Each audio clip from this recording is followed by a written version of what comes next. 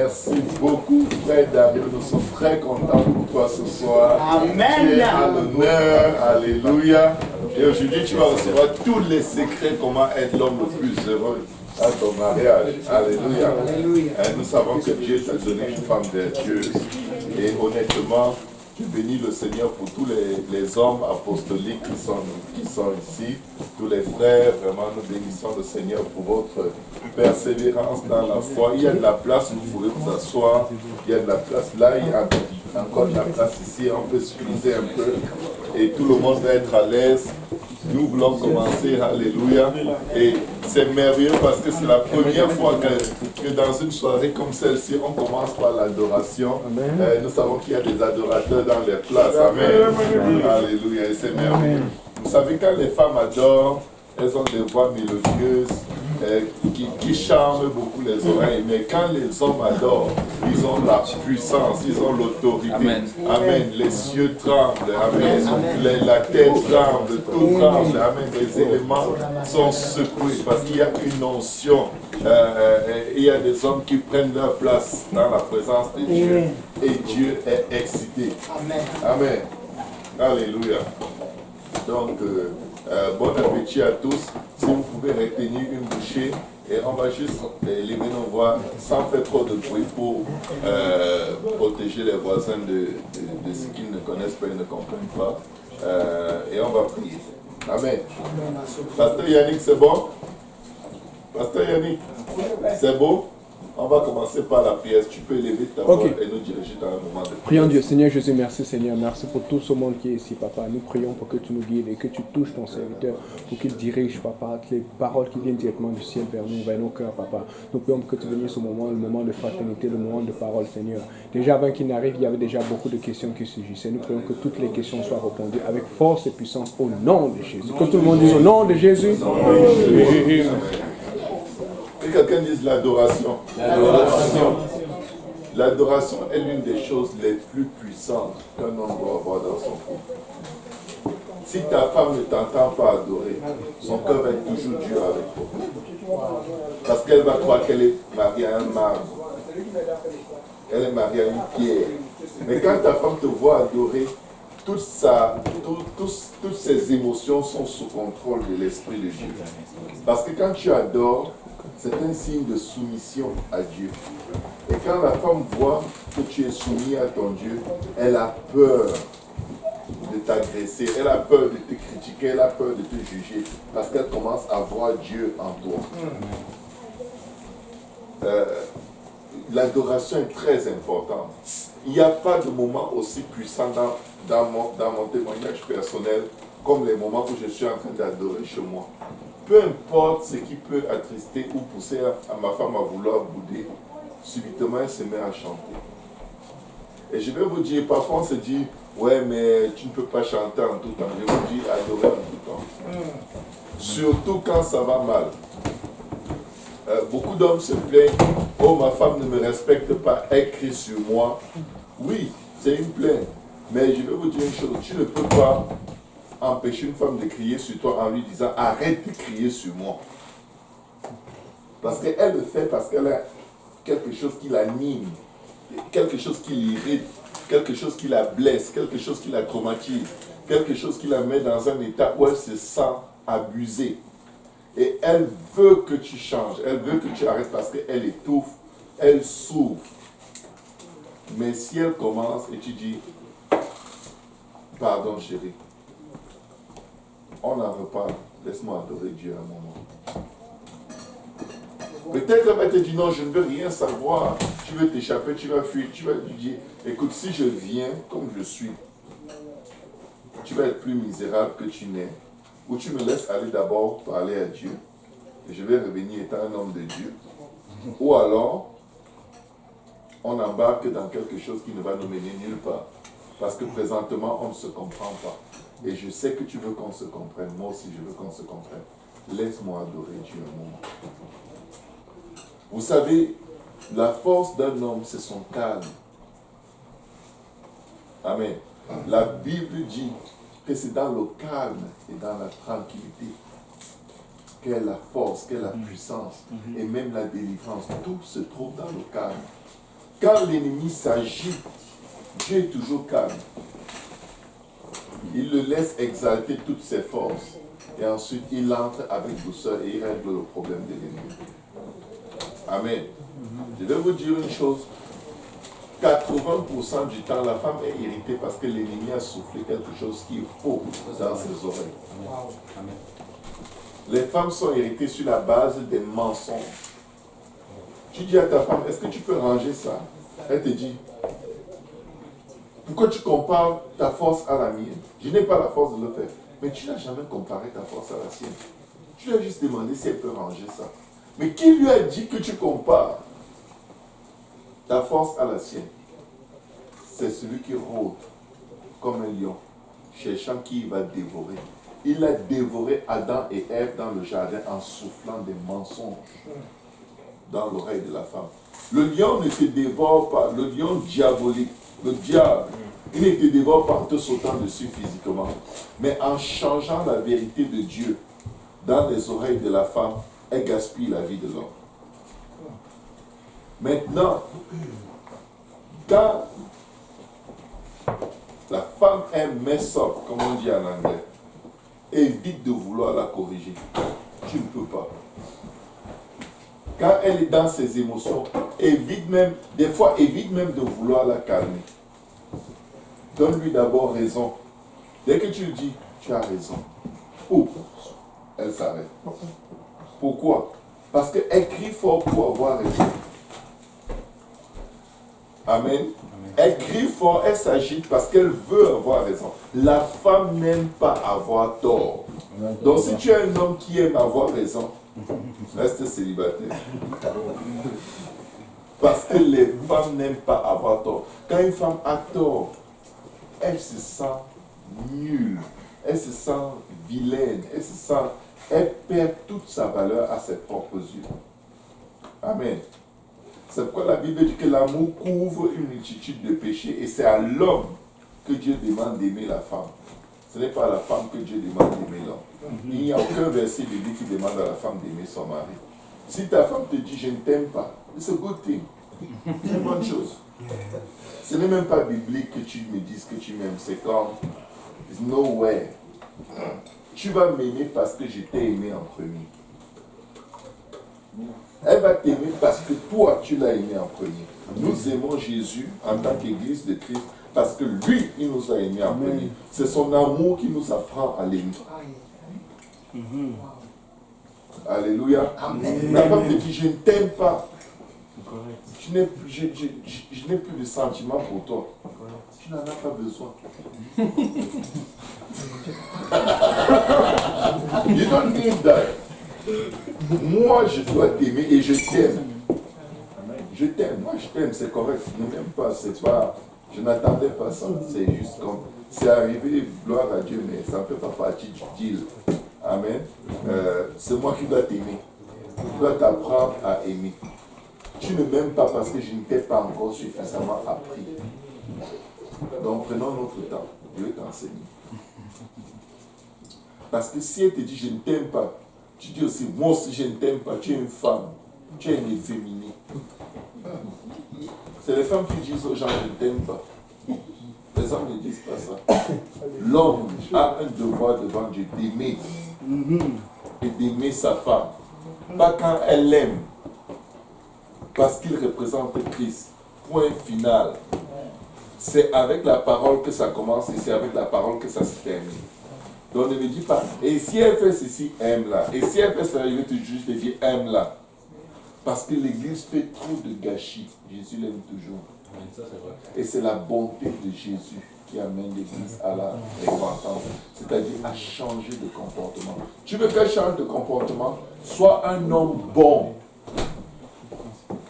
Sois un homme bon si tu veux que ta femme change de comportement. Si tu n'es pas un homme bon, si tu es un homme selon la loi, œil pour œil, dent pour dent, je te garantis, tu vas gaspiller ta vie et tu vas gaspiller la vie de ta femme. Et ta femme va toujours écouter tout le monde sauf toi. Mais quand elle voit ta bonté, vous savez, je ne compare pas les couples. Mais je vois beaucoup d'amitié et de complicité entre le frère Dario et la sœur Emmanuela. Beaucoup. Quand je regarde les statuts dans les Snapchat, les WhatsApp et tout, ils ont une amitié. Je dis, Seigneur, garde cette amitié. Si cette amitié s'en va, ils n'auront plus rien. N'épouse pas une personne qui n'est pas ton ami. N'épouse pas une personne qui n'est pas ton ami. Parce que si elle n'est pas suffisamment ton ami, elle aura des attentes irréelles vis-à-vis de toi. Elle va toujours vouloir que tu sois comme si. Elle a déjà regardé tellement d'exemples. Elle voit tel pasteur qui a l'air d'être comme ça. Elle dit, toi tu dois être comme ça. Mais tu n'es pas le pasteur. Avant d'être comme ça, la femme du pasteur est d'abord comment? Tu crois que le pasteur est comme ça parce que sa femme lui demande d'être comme ça? Ou d'être comme quelqu'un d'autre? Non.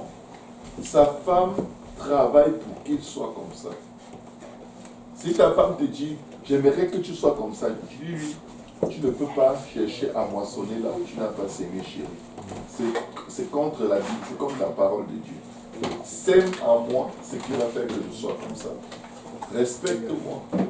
Honore-moi. Parle-moi à voix basse. Quand tu me parles, enlève les émotions, enlève la colère, enlève les menaces. Je vais devenir l'homme de Dieu. Et si tu me parles avec la colère et que je sens ma vie en danger, je vais vouloir me protéger. C'est un réflexe humain. Maintenant, au milieu de toutes ces grandes confusions, je vais vous dire une chose. Mes premières années de mariage, c'était les années du plus haut niveau d'ignorance de toute ma vie. On est très ignorant quand on vient de se mettre en pauvre. Frère David, j'espère que vous ne te coupez pas l'appétit. Et violence bien. Alléluia. Les femmes sont des anges, mais c'est nous qui devons leur donner des ailes.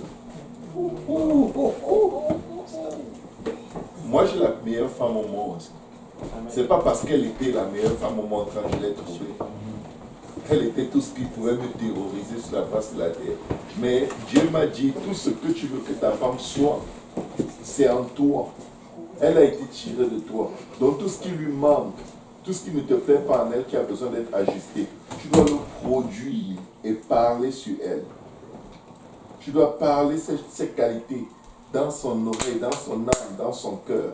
Et elle va les adopter si tu sais comment parler. Parle à ta femme comme Dieu parle au cœur d'une femme. Ne jamais perdre de vue que tu représentes Dieu. Ne jamais, Dieu ne se fâche pas, Dieu ne tape pas la main sur la table. Alléluia, ça c'est de l'intimidation, ça c'est de la violence. Dieu ne crie pas sur l'église. Vous savez, la femme copie tout ce que l'homme fait. Quand Adam a refusé de reconnaître ses responsabilités, il a accusé la femme venait d'apprendre quelque chose. N'accepte jamais un tort. Elle a dit, bon, comme il m'a déjà accusé, je cherche mon prochain. Ah, il y a un serpent dans le coin. Dieu, il y a un serpent que tu as mis dans le jardin. Parce que Adam a dit à Dieu, il y a une femme que tu as mis dans le jardin. La femme a dit, ah, c'est comme ça qu'on s'en sort avec Dieu.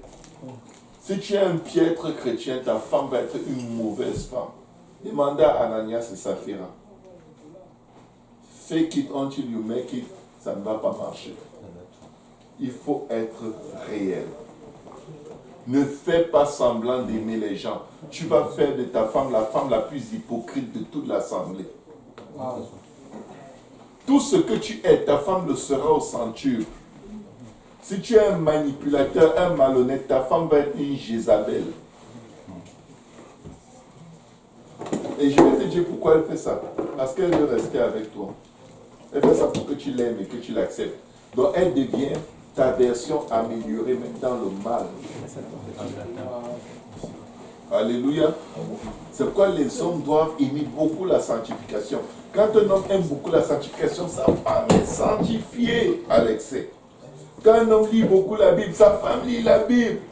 Quand un homme parle doucement, sa femme ne sait pas comment lever la voix. Elle perd ses moyens. Alléluia. Amen.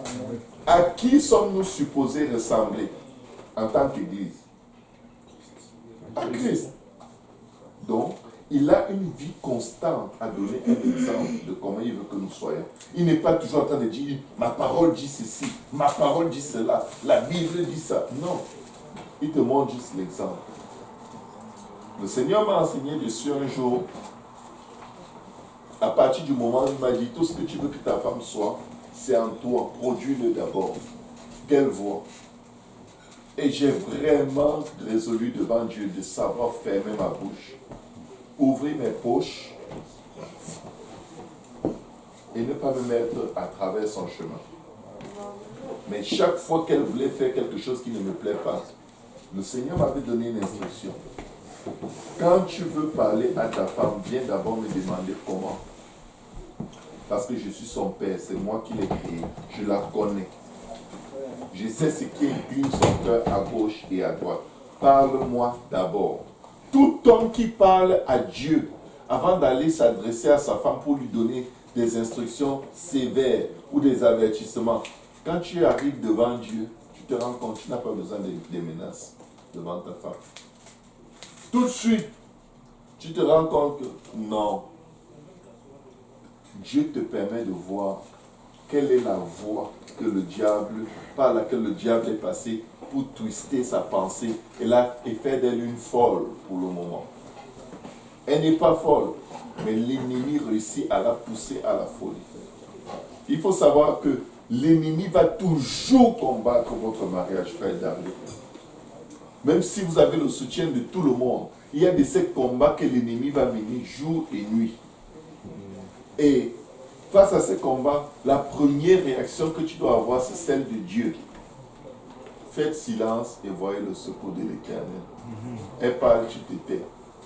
Parce qu'elle a un mot à te dire et elle va être sûre que tu as écouté. Et tu ne peux pas écouter en parlant. Sauf tu te tais. Et quand tu te tais, à l'intérieur de toi, il y a le mont Everest, il y a le mont Cameroun, il y a tous les volcans. À l'intérieur de toi, c'est comme l'enfer est en train de préparer une bulle qui va sortir. N'ouvre surtout pas cette bouche. Tu vas livrer ta femme, tu vas livrer ta maison et tes enfants au diable. Lis ta langue. Il faut que pendant qu'elle parle, tu sois en prière. Je ne répondrai pas au nom de Jésus. Parce que Dieu veut que, Satan veut que l'homme livre sa maison. Si l'homme ne pêche pas, il n'y aura pas d'accès. Si Adam avait refusé de manger de la pomme, il aurait sauvé Ève. Son sang était suffisamment pur pour que Dieu le sacrifie là, il n'arrive même pas à mourir. Et que par son sang, Dieu lave le péché de la femme et il reste dans le jardin. C'est pourquoi Jésus est venu verser son sang. Il n'a pas péché. Dieu l'a sacrifié. 3 jours après, il était debout. Impossible. La mort ne pouvait pas le retenir. La mort ne pouvait pas retenir Adam. Jusqu'à ce qu'Adam ouvre sa bouche pour manger de ce fruit. Et après, il accuse sa femme. Un homme n'accuse pas sa femme. Amen. Dis-toi une chose, ta femme n'a jamais tort. Pas parce qu'elle n'a pas tort, mais parce que s'il y a un problème, c'est toi qui as laissé Satan rentrer. Dieu a mis l'homme dans le jardin pour le cultiver et le garder. Qu'est-ce que l'homme devait garder dans le jardin? Est-ce que quelqu'un peut me dire? Fausse doctrine. L'homme devait garder la parole que Dieu leur avait donnée.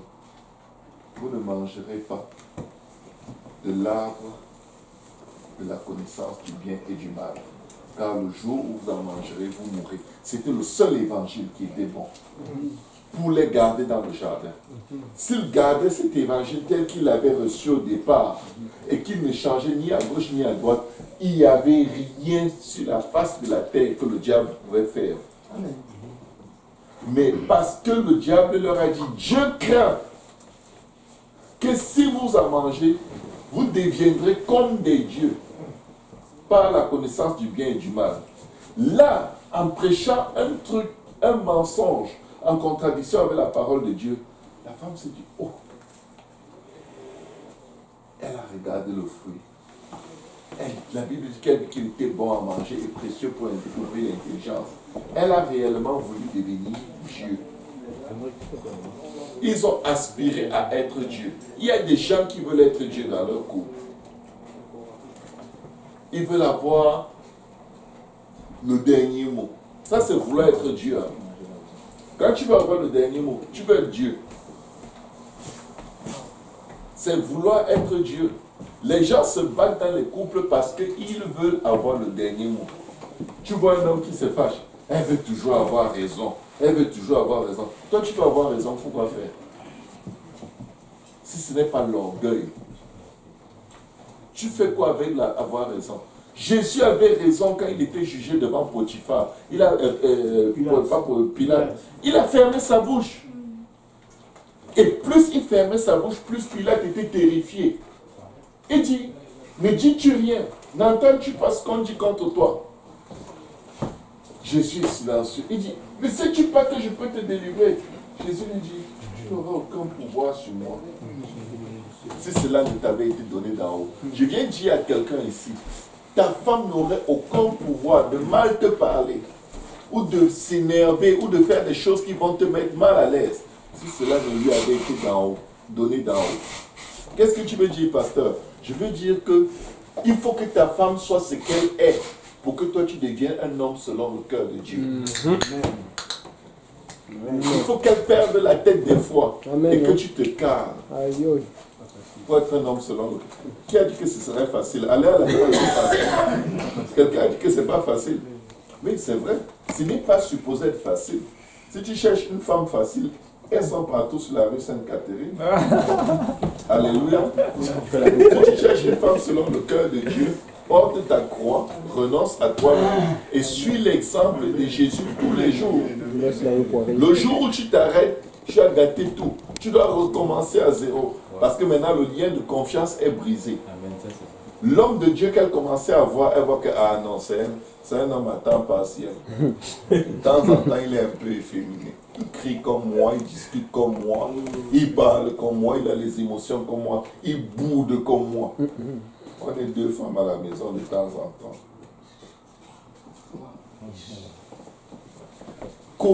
Pense seulement à Jésus. Comment est-ce que Jésus aurait réagi?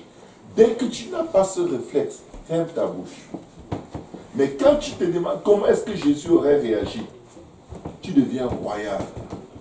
Tu deviens un sacrificateur. Tu deviens une épître vivante de Christ.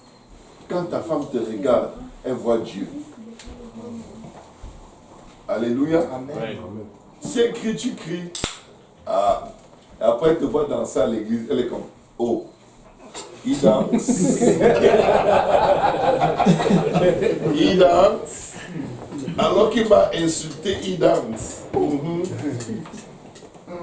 Et là, tu lui donnes un exemple d'hypocrisie.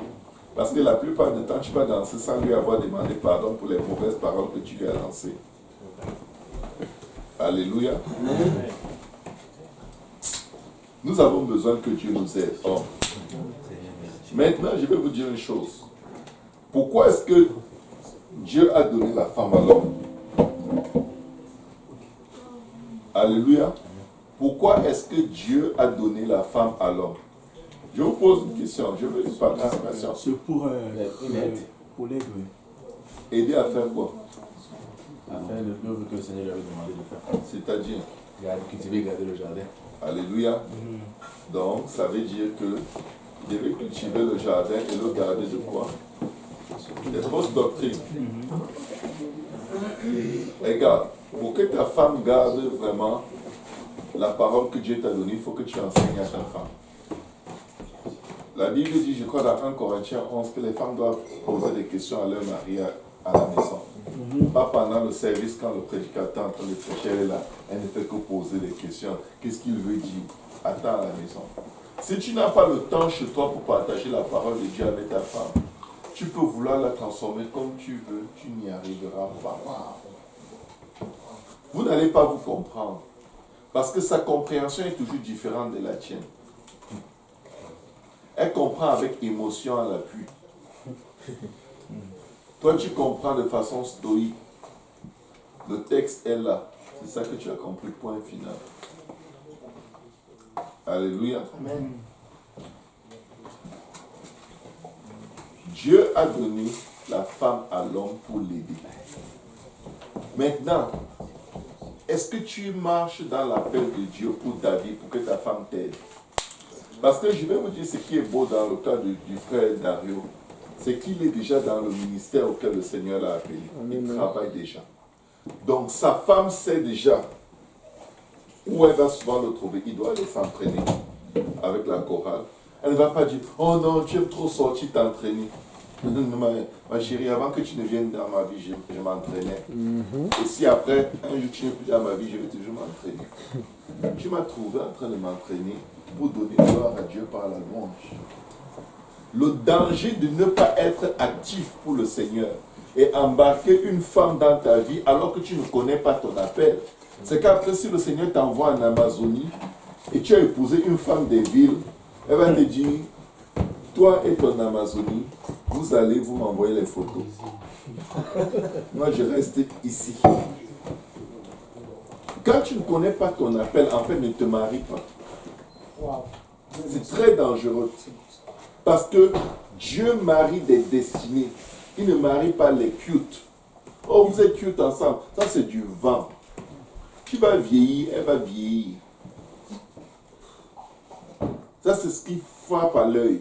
Vous pouvez être cute devant tout le monde, mais dès que vous entrez dans la voiture pour rentrer à la maison, vous devenez deux morceaux de pierre. Vous ne vous parlez plus. Jusqu'à mercredi à l'étude biblique. Là, à l'église, juste dès qu'on touche la porte de l'église, ping, le sourire revient. Dès qu'on s'apprête. Boudage. Deuxième épisode. Premier épisode, c'était de dimanche soir à mercredi à 18h55. Deuxième épisode de mercredi à 22h jusqu'à dimanche à 12h55. Ce n'est pas une vie. Deux orgueilleux, deux personnes en train d'aller en enfer, qui sont en train de faire semblant devant le peuple de Dieu, dans la maison de Dieu, et qui ne demandent pas de l'aide.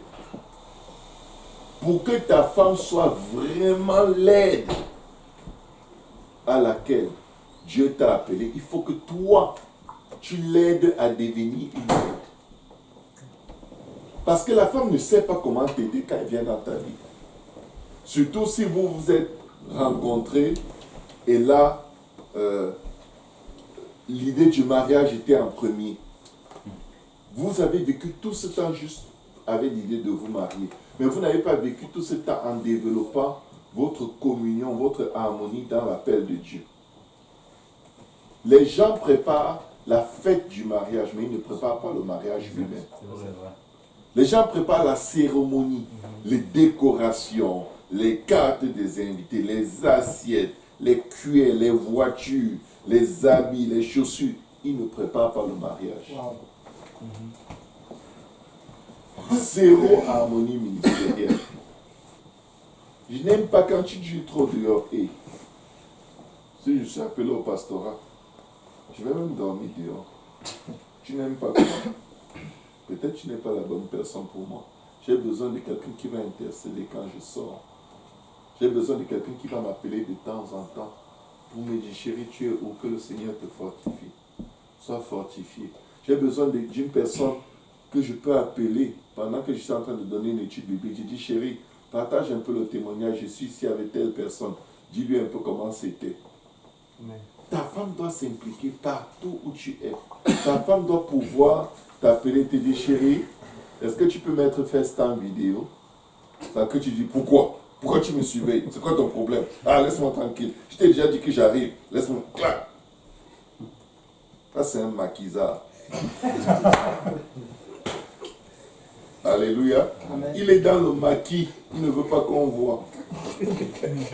Il n'est pas au bon endroit. Il a quelque chose à cacher. Aide ta femme à être une aide. Beaucoup de gens m'ont dit, Dieu a donné ta femme à l'homme pour l'aider. Tu es en train de faire quoi pour qu'elle t'aide? Dormir, jeter tes pantalons par terre, accrocher tes slips partout.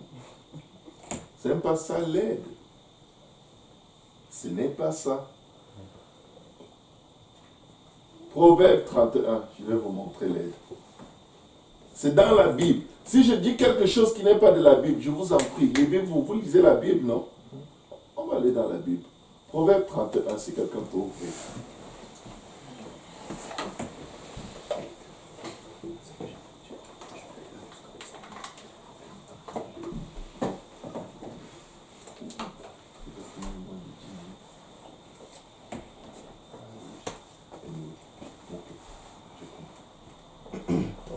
Proverbe 31. On va rapidement parcourir le secret de faire d'une femme la meilleure femme au monde. Est-ce qu'il y a quelqu'un ici qui veut être marié à la meilleure femme au monde? Même si tu es déjà marié. Amen. Moi, je veux que ma femme soit la meilleure.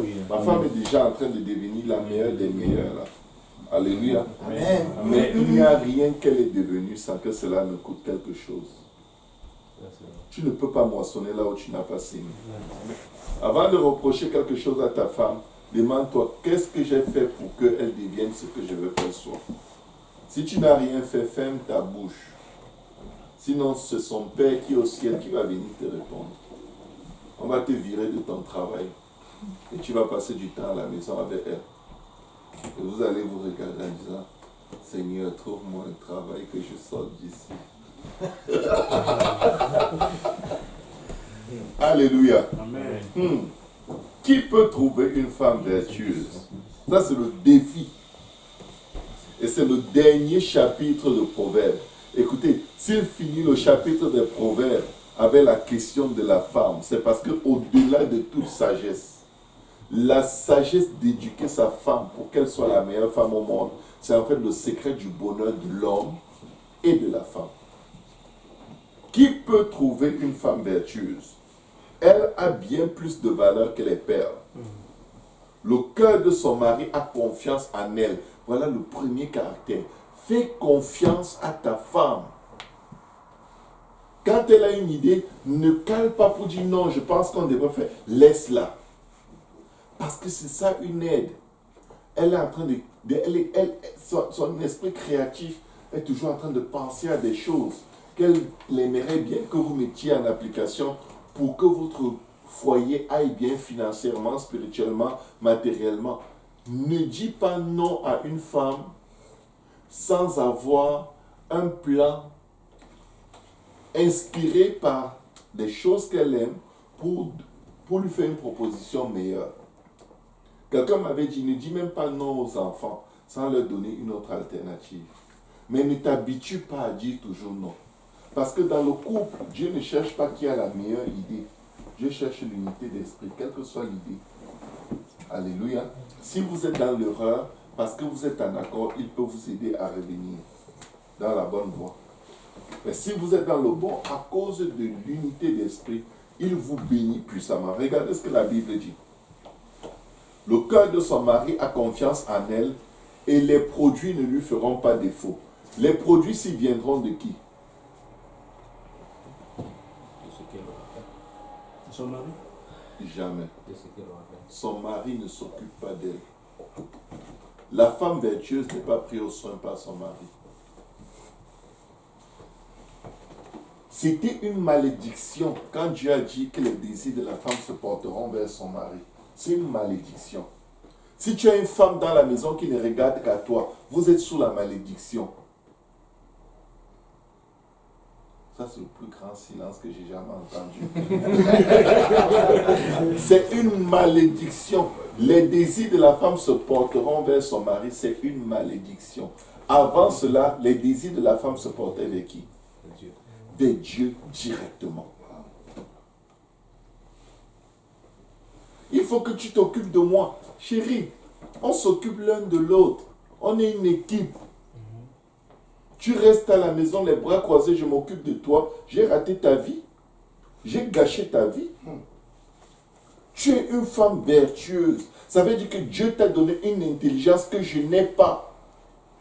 Pour que notre vie soit meilleure. Regardez ce que la Bible dit. Les produits ne lui feront pas défaut. Elle lui fait du bien et non du mal tous les jours de sa vie. C'est une femme qui est toujours positive et qui veut toujours le bien de son mari. Écoutez bien. Elle se procure de la laine et du lin. Son mari ne lui procure pas de la laine et du lin. Et travaille d'une main joyeuse. Les vraies femmes travaillent. Vous qui voulez que vos femmes restent cloîtrées entre quatre murs de la maison, vous les mettez dans la cellule croyant que c'est ça qui est bien. Je vais vous dire une chose, même à la maison, donnez à vos femmes des idées pour faire un peu de l'argent, pour participer au bien-être matériel de la famille. Parce que si elle ne le fait pas, peu importe ce que tu lui donnes, elle va être frustrée. La femme est faite pour produire, pas juste les bébés. Alléluia. Parce que toi, un homme, si on te laisse une journée entière avec un bébé dans la maison, tu vas bénir Dieu de n'avoir pas été, de n'être pas né une femme.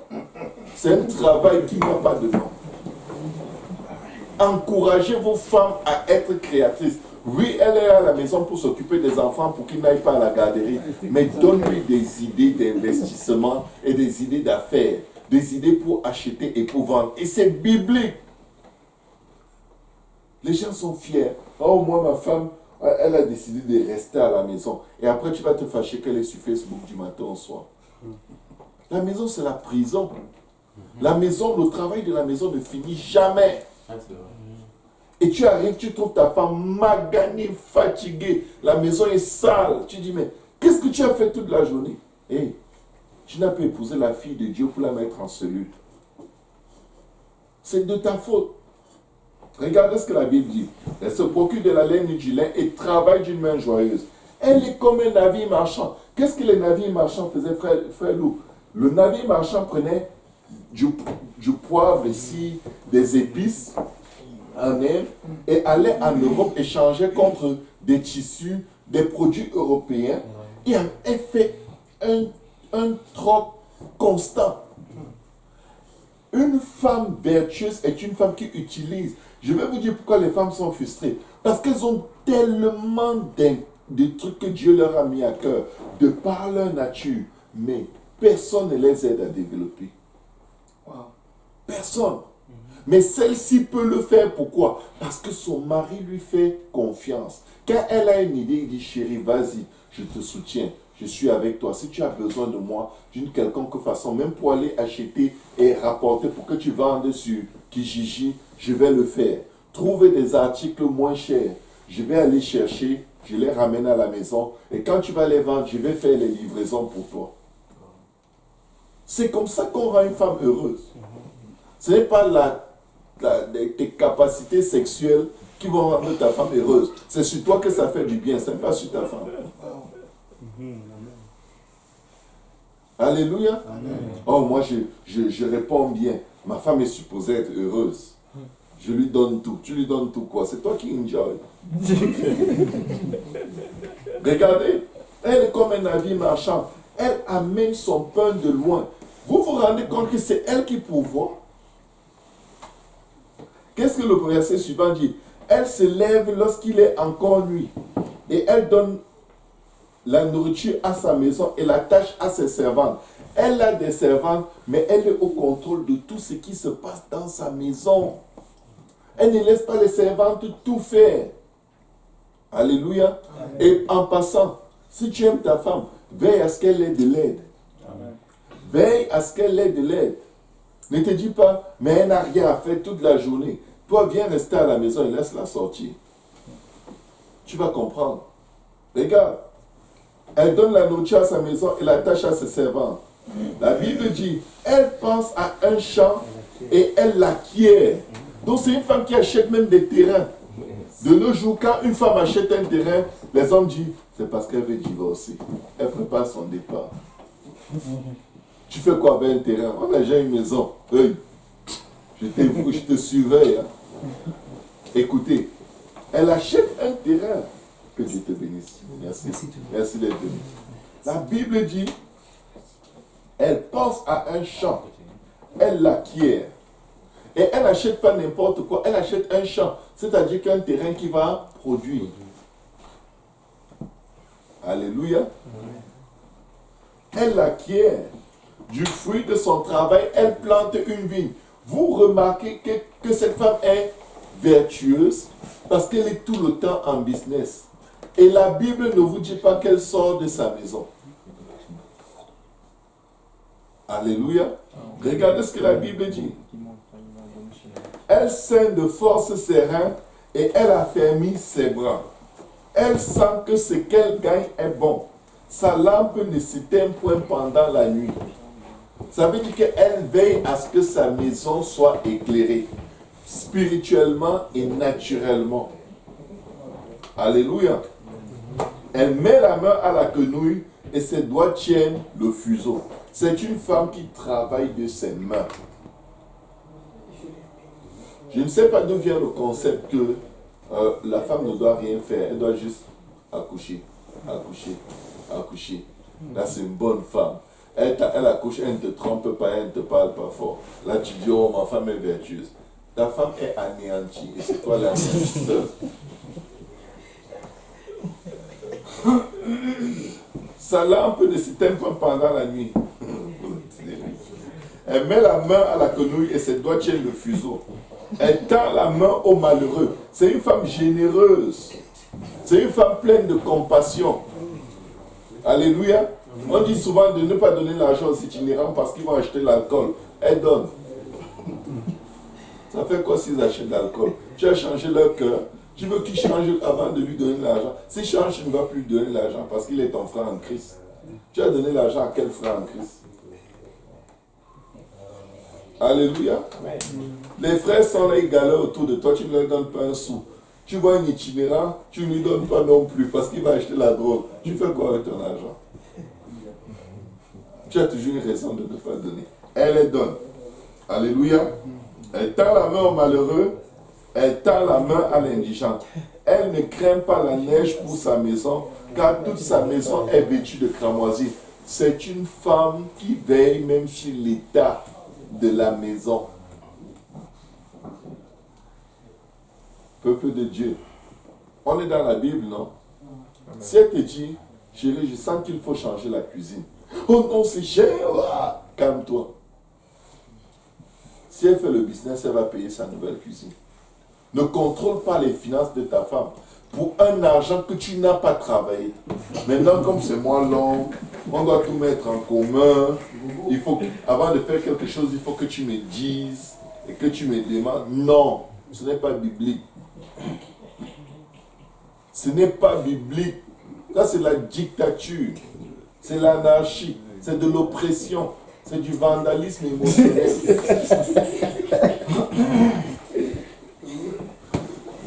Elle ne craint pas la neige pour sa maison. Car toute sa maison est vêtue de cramoisie, c'est-à-dire bien protégée, bien isolée. Elle se fait des couvertures. Regardez. Vous vous rendez compte que c'est une femme qui fait tout? Il ne faut pas restreindre les femmes à être juste des porteuses d'enfants. Elles sont tristes parce qu'en dehors de porter les enfants, elles ne savent rien faire dans la vie. Et elles commencent à détester l'enfantement. Alléluia. Les femmes qui font des business, qui multiplient le revenu familial, n'ont pas peur d'accoucher. Quand une femme a peur d'accoucher, demande-toi d'abord, elle fait quoi? La plupart du temps, c'est rien. Elle est là, elle attend. Elle attend quoi? Rien. Elle attend que l'enfant revienne de la garderie. My goodness. Il faut qu'elle encourage-la à faire quelque chose. Toi-même, va acheter des téléphones moins chers sur Kijiji, tu lui donnes un revend aussi. Même si elle gagne $10, le simple fait d'avoir fait une transaction avec comme qui a gagné $10. C'est un épanouissement psychologique. La femme est faite pour produire. Parce que l'homme est fait pour produire. Alléluia. Quand tu cultives le jardin, c'est pour qu'il fasse quoi? C'est pour qu'il produise. Donc la femme va t'aider à produire. Dieu a donné la femme à l'homme comme une aide. Ce n'est pas aide-moi à nettoyer toute la maison, à laver les habits, laver les enfants, laver le toit, laver tout. Et moi, je vais juste venir m'asseoir avec mon sac de riz de ventre et tu vas me mettre encore un autre riz sur la table. Tu vas... Non.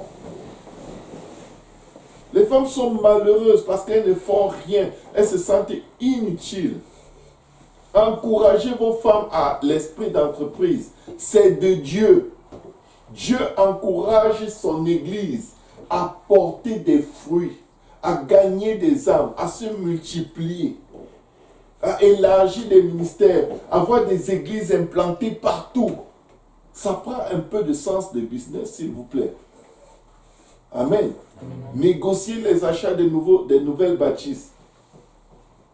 Négocier les travaux pour implanter de nouvelles églises. Ce n'est pas dans les jeûnes et les prières que ça se passe, s'il vous plaît. Le courtier immobilier avec qui tu discutes ne jeûne pas, il ne prie pas. Il parle argent. Il négocie. Alléluia. Elle se fait des couvertures et des vêtements de fin lin et de peau. Si tu as une femme qui sait coudre, fais tout pour qu'elle développe son esprit de couture. Parce que si vous avez des filles, tu vas comprendre à quoi ça sert. Les jupes de mes filles me coûtent cher. J'ai 3 filles. 4 avec ma femme. Si tu sors leur acheter des vêtements, en rentrant, tu t'en souviens. Oui. Parce que d'un seul coup, ça touche la moitié de ton chèque aux 2 semaines.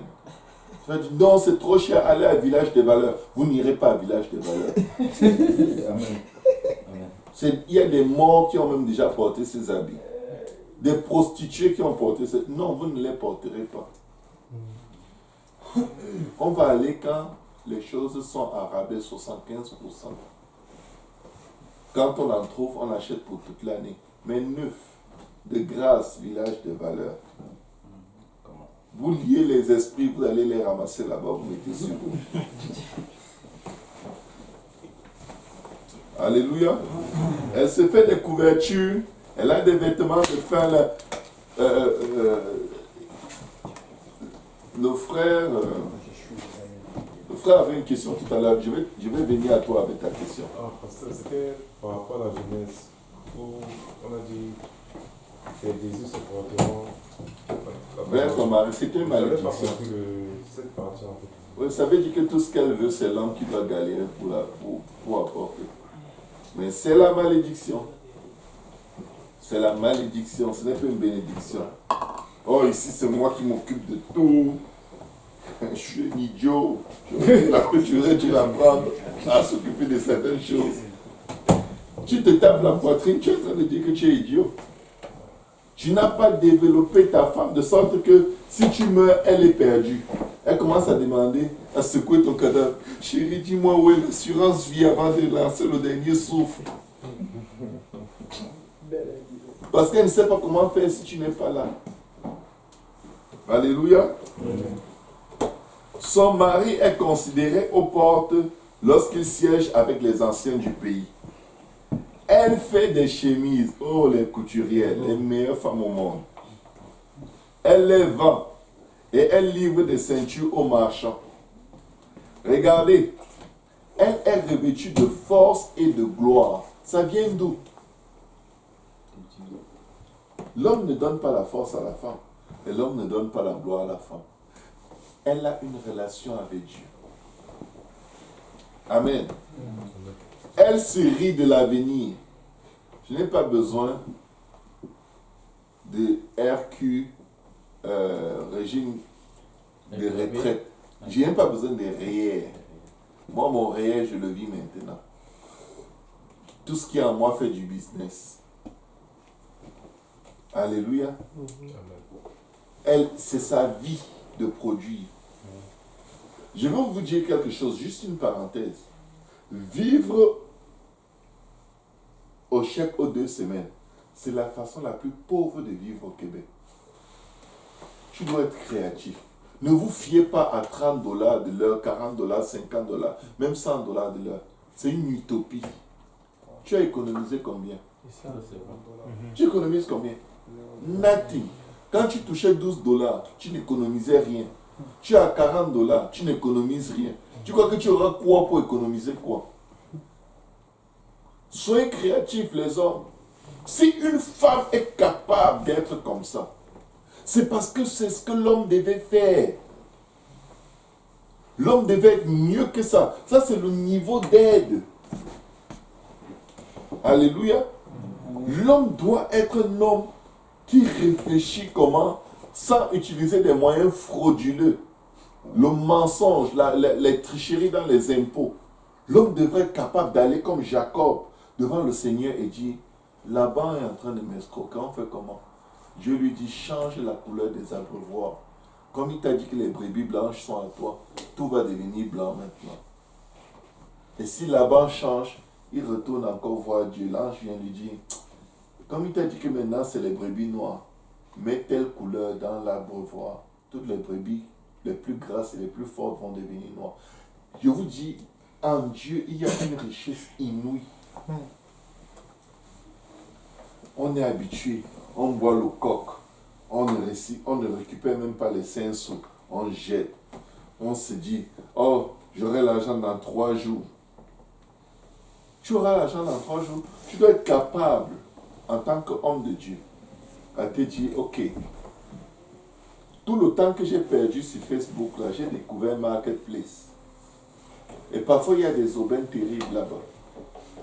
Quand tu as de l'argent, tu achètes des choses de qualité, vraiment moins chères, tu poses de côté.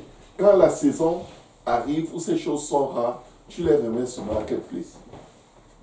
Je vous le dis, ça marche. Et ça paye. Moi, je suis un homme d'affaires. Alléluia. Dans ma vie privée, là, dans ma vie chez moi à la maison. Et je ne fais pas les affaires avec les gens de l'église. Alléluia. Je ne fais pas les affaires avec les enfants de Dieu. Mais je multiplie. Si tu as $200, avant que ces $200 partent, la sagesse veut que ces $200 te produisent un $50 extra. C'est pas toujours prendre payer les factures. Jusqu'à quand? Dès que tu as un handicap, tu ne peux plus travailler. Aide sociale pour le restant de ta vie. Parce que tu es un génie qui n'a pas utilisé son cerveau. Et c'est pourquoi tu veux que ta femme soit aussi une autre qui est à la maison génie, sans cerveau. Et dès que son cerveau s'ouvre, tu dis, ça c'est la rébellion. Sois soumise à ton mari. Sois bête comme moi. Oui, pasteur Yann. Il y a une sœur qui a une question. Oui. Est-ce que vous recommandez à ce que la mère reste à la maison pour prendre soin des enfants, juste à ce qu'ils aient une certaine autonomie, ou à amener les enfants à la garderie pour qu'elle travaille aussi? Non, elle travaille de la maison avec ses enfants. Cette femme a tous ses enfants à la maison. Je n'ai même pas fini de lire. Attends un peu. Elle est revêtue de force et de gloire, verset 25. Et elle se rit de l'avenir. Elle ouvre la bouche avec sagesse. Attention! Voici ce dont je parlais aujourd'hui quand je prêchais à Saint-Michel et à Saint-Laurent. Les femmes qui ouvrent la bouche pour menacer l'homme, pour crier, pour se fâcher, pour faire les imprécations. Vous rendez vos maris bêtes. Le cerveau de l'homme ne supporte pas qu'on crie sur lui. Surtout pas venant d'une femme. Quand une femme crie sur un homme, il est perdu. Parce que s'il fait ça, il sait qu'elle va se fâcher. Il fait ça, elle va se fâcher. Il ne sait même plus quoi faire. Parce que avant que Dieu ne crée la femme, Dieu parlait à l'homme à voix douce.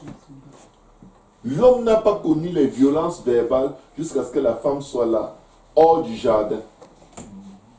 Là, la Ève était très nerveuse. Et c'est ce qu'elle lui disait. Pourquoi tu as vu que le serpent me parlait, tu n'as rien dit? Il dit, mais si je parlais, tu allais te fâcher. Comment tu sais que j'allais me faire?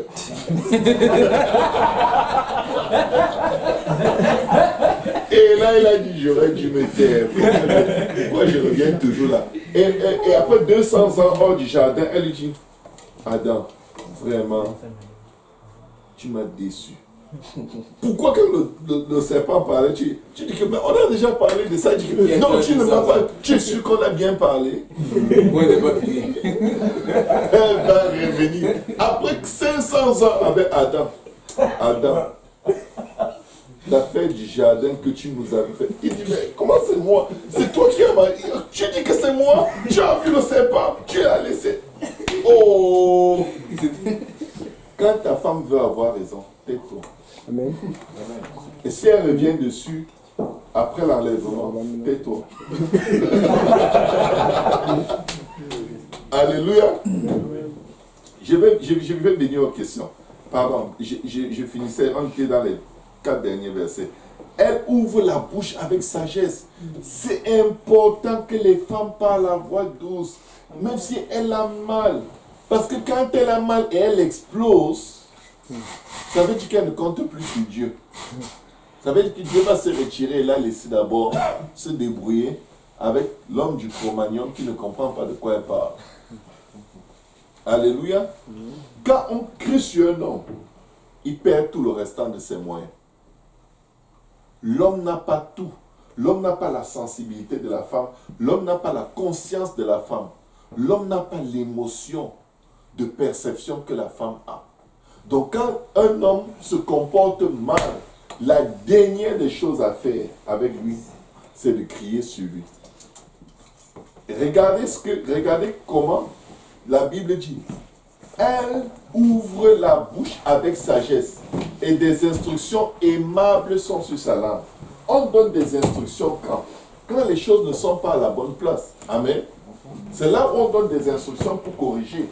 Mais la Bible dit que elle donne des instructions aimables.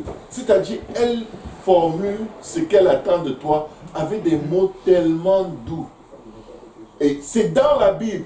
Regardez le comportement de la reine Esther avec le roi Assyrus. Mais elle avait un vrai problème. Les choses allaient vraiment mal. Elle lui sert à manger. Elle lui donne un petit banquet. Son cœur est tellement rempli de joie. Il lui dit, qu'est-ce que tu veux? Quand ce serait la moitié de mon royaume, je te donnerai. Elle dit, reviens encore demain. Si les femmes pouvaient apprendre cette méthode, mais les femmes sont impatientes. Tu dois être un homme selon le cœur de Dieu hier. On est déjà aujourd'hui. Comment tu as fait pour vivre 24 heures étant toi? Hein? Un vaurien. Et devine quoi? Tout ce que la femme dit de son mari, c'est ce qu'il sera. Elle t'appelle vaurien. Ben, inconsciemment, elle a prophétisé. Tu deviens un vaurien. Et même si tu peux valoir quelque chose, tu t'assures bien que tu es un vaurien, comme elle a dit. Comme ça va bien la piquer. Parce qu'à ce moment-là, tu es vraiment un vaurien. Parce que tu peux te venger de ces mauvaises paroles. C'est ça qui fait de toi un vaurien. Parce que si elle te traite de vaurien, tu dis, il n'y a que les vauriens qui reconnaissent les vauriens. Moi, je sais que je ne suis pas un vaurien. Et je sais que toi, tu n'es pas un vaurien. Et si toi, tu me vois comme vaurien, peut-être c'est parce que tu parles de toi. Mais je vais te dire, chérie, tu n'es pas une valérienne. Et bon, c'est pas ça. Tu es une princesse, ok? Tu vaux quelque chose. Juste un peu de témoignage personnel. Vous savez, il y a cette phase dans la vie de toute femme où peu importe ce que tu fais, elle va se plaindre. Peu importe. Que tu fais, ne fais même rien, elle va se plaindre. Dès qu'elle te voit assis là. Chérie, est-ce que le gazon est déjà taillé? Tu dis, chérie, on n'a pas de gazon, on a un appartement. Ah, ok, j'ai oublié, quand j'étais encore chez mes parents, on avait le gazon. Chérie, on n'a pas de gazon. Qu'est-ce que je t'ai fait? Si je suis assis, ça te pique. Quand la femme voit un homme assis, c'est tellement une position contre nature. Surtout si tu es assis et tu touches au téléphone. Oh!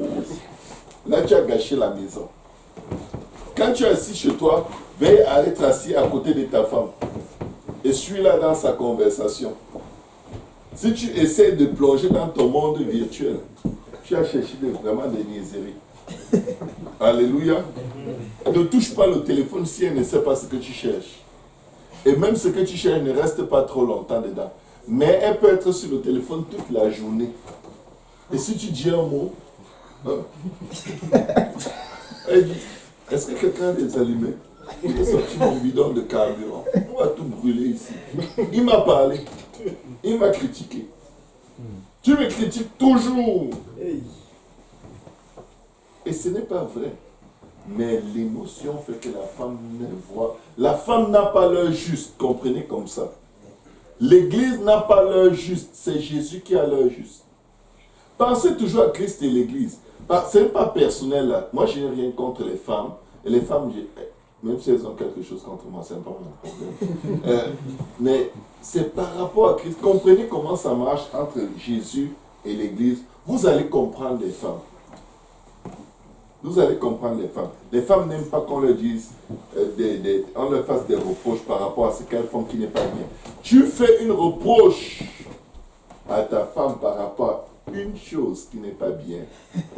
Elle va te reprocher la longueur de tes cheveux, de tes oreilles, de tes dents, tes chaussettes, tout. Elle va te reprocher tout.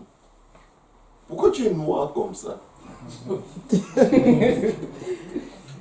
Il faut commencer à utiliser la crème. Tu dis, mais chérie, je n'en ai pas besoin. Mais non, c'est pas parce que tu es un homme que maintenant tu ne vas pas utiliser les crèmes. De toute façon, il faut être propre, tu es sale. Comment ça a commencé? Je vais vous dire comment ça a commencé. Dès qu'elle te pose une question bizarre, tais-toi. Ne réponds pas. Dis-lui, chérie, dis-moi seulement ce que tu veux que je fasse. Elle ne t'a pas dit, j'ai compris, merci beaucoup, tes conseils sont précieux.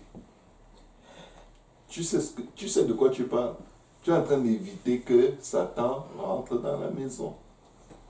Parce qu'avant de te poser la question, elle a déjà tout un message qui est prêt, une prédication. Et toute femme a 50 000 mots à dire par jour. Donc si tu vas entrer dans la prédication, parle. Quand tu t'étais, c'est court. Quand tu parles, vous en reparlerez pendant très longtemps. Pardon, j'arrivais, juste une seconde, j'arrivais sur la question des enfants. Elle veille, la Bible dit, elle veille sur ce qui se passe dans sa maison. Écoutez, elle ne confie pas les choses de sa maison aux autres et elle est ailleurs sur les réseaux sociaux. Elle ne mange pas le pain de la paresse. Ça veut dire qu'elle produit. Elle peut être fière. L'Éternel m'a béni, j'ai mis du pain sur la table dans ma maison. Amen. Ses fils se lèvent et la disent heureuse. Son mari se lève et lui donne des louanges. Pourquoi ses fils se lèvent et la disent heureuse? Parce qu'ils vivent avec elle tout ce qu'elle fait. Ils sont là. Ils grandissent en voyant son exemple. Alléluia. Si ton enfant est à la garderie, il ne va pas voir ton exemple. Alléluia. Parce que quand tu es à la maison avec les enfants, tout ce que tu fais, tu partages les highlights, les grands moments avec eux. Oh, les enfants, j'ai réussi à vendre le frigo que j'avais acheté à 50 $. J'ai réussi à le vendre à un nouvel immigrant à 150 $. Il dit, maman et ça, yes, on a de l'argent. Joseph sait choisir ses victimes. Amen. Regardez. Plusieurs filles ont une conduite vertueuse, mais toi tu les surpasses toutes. Pourquoi?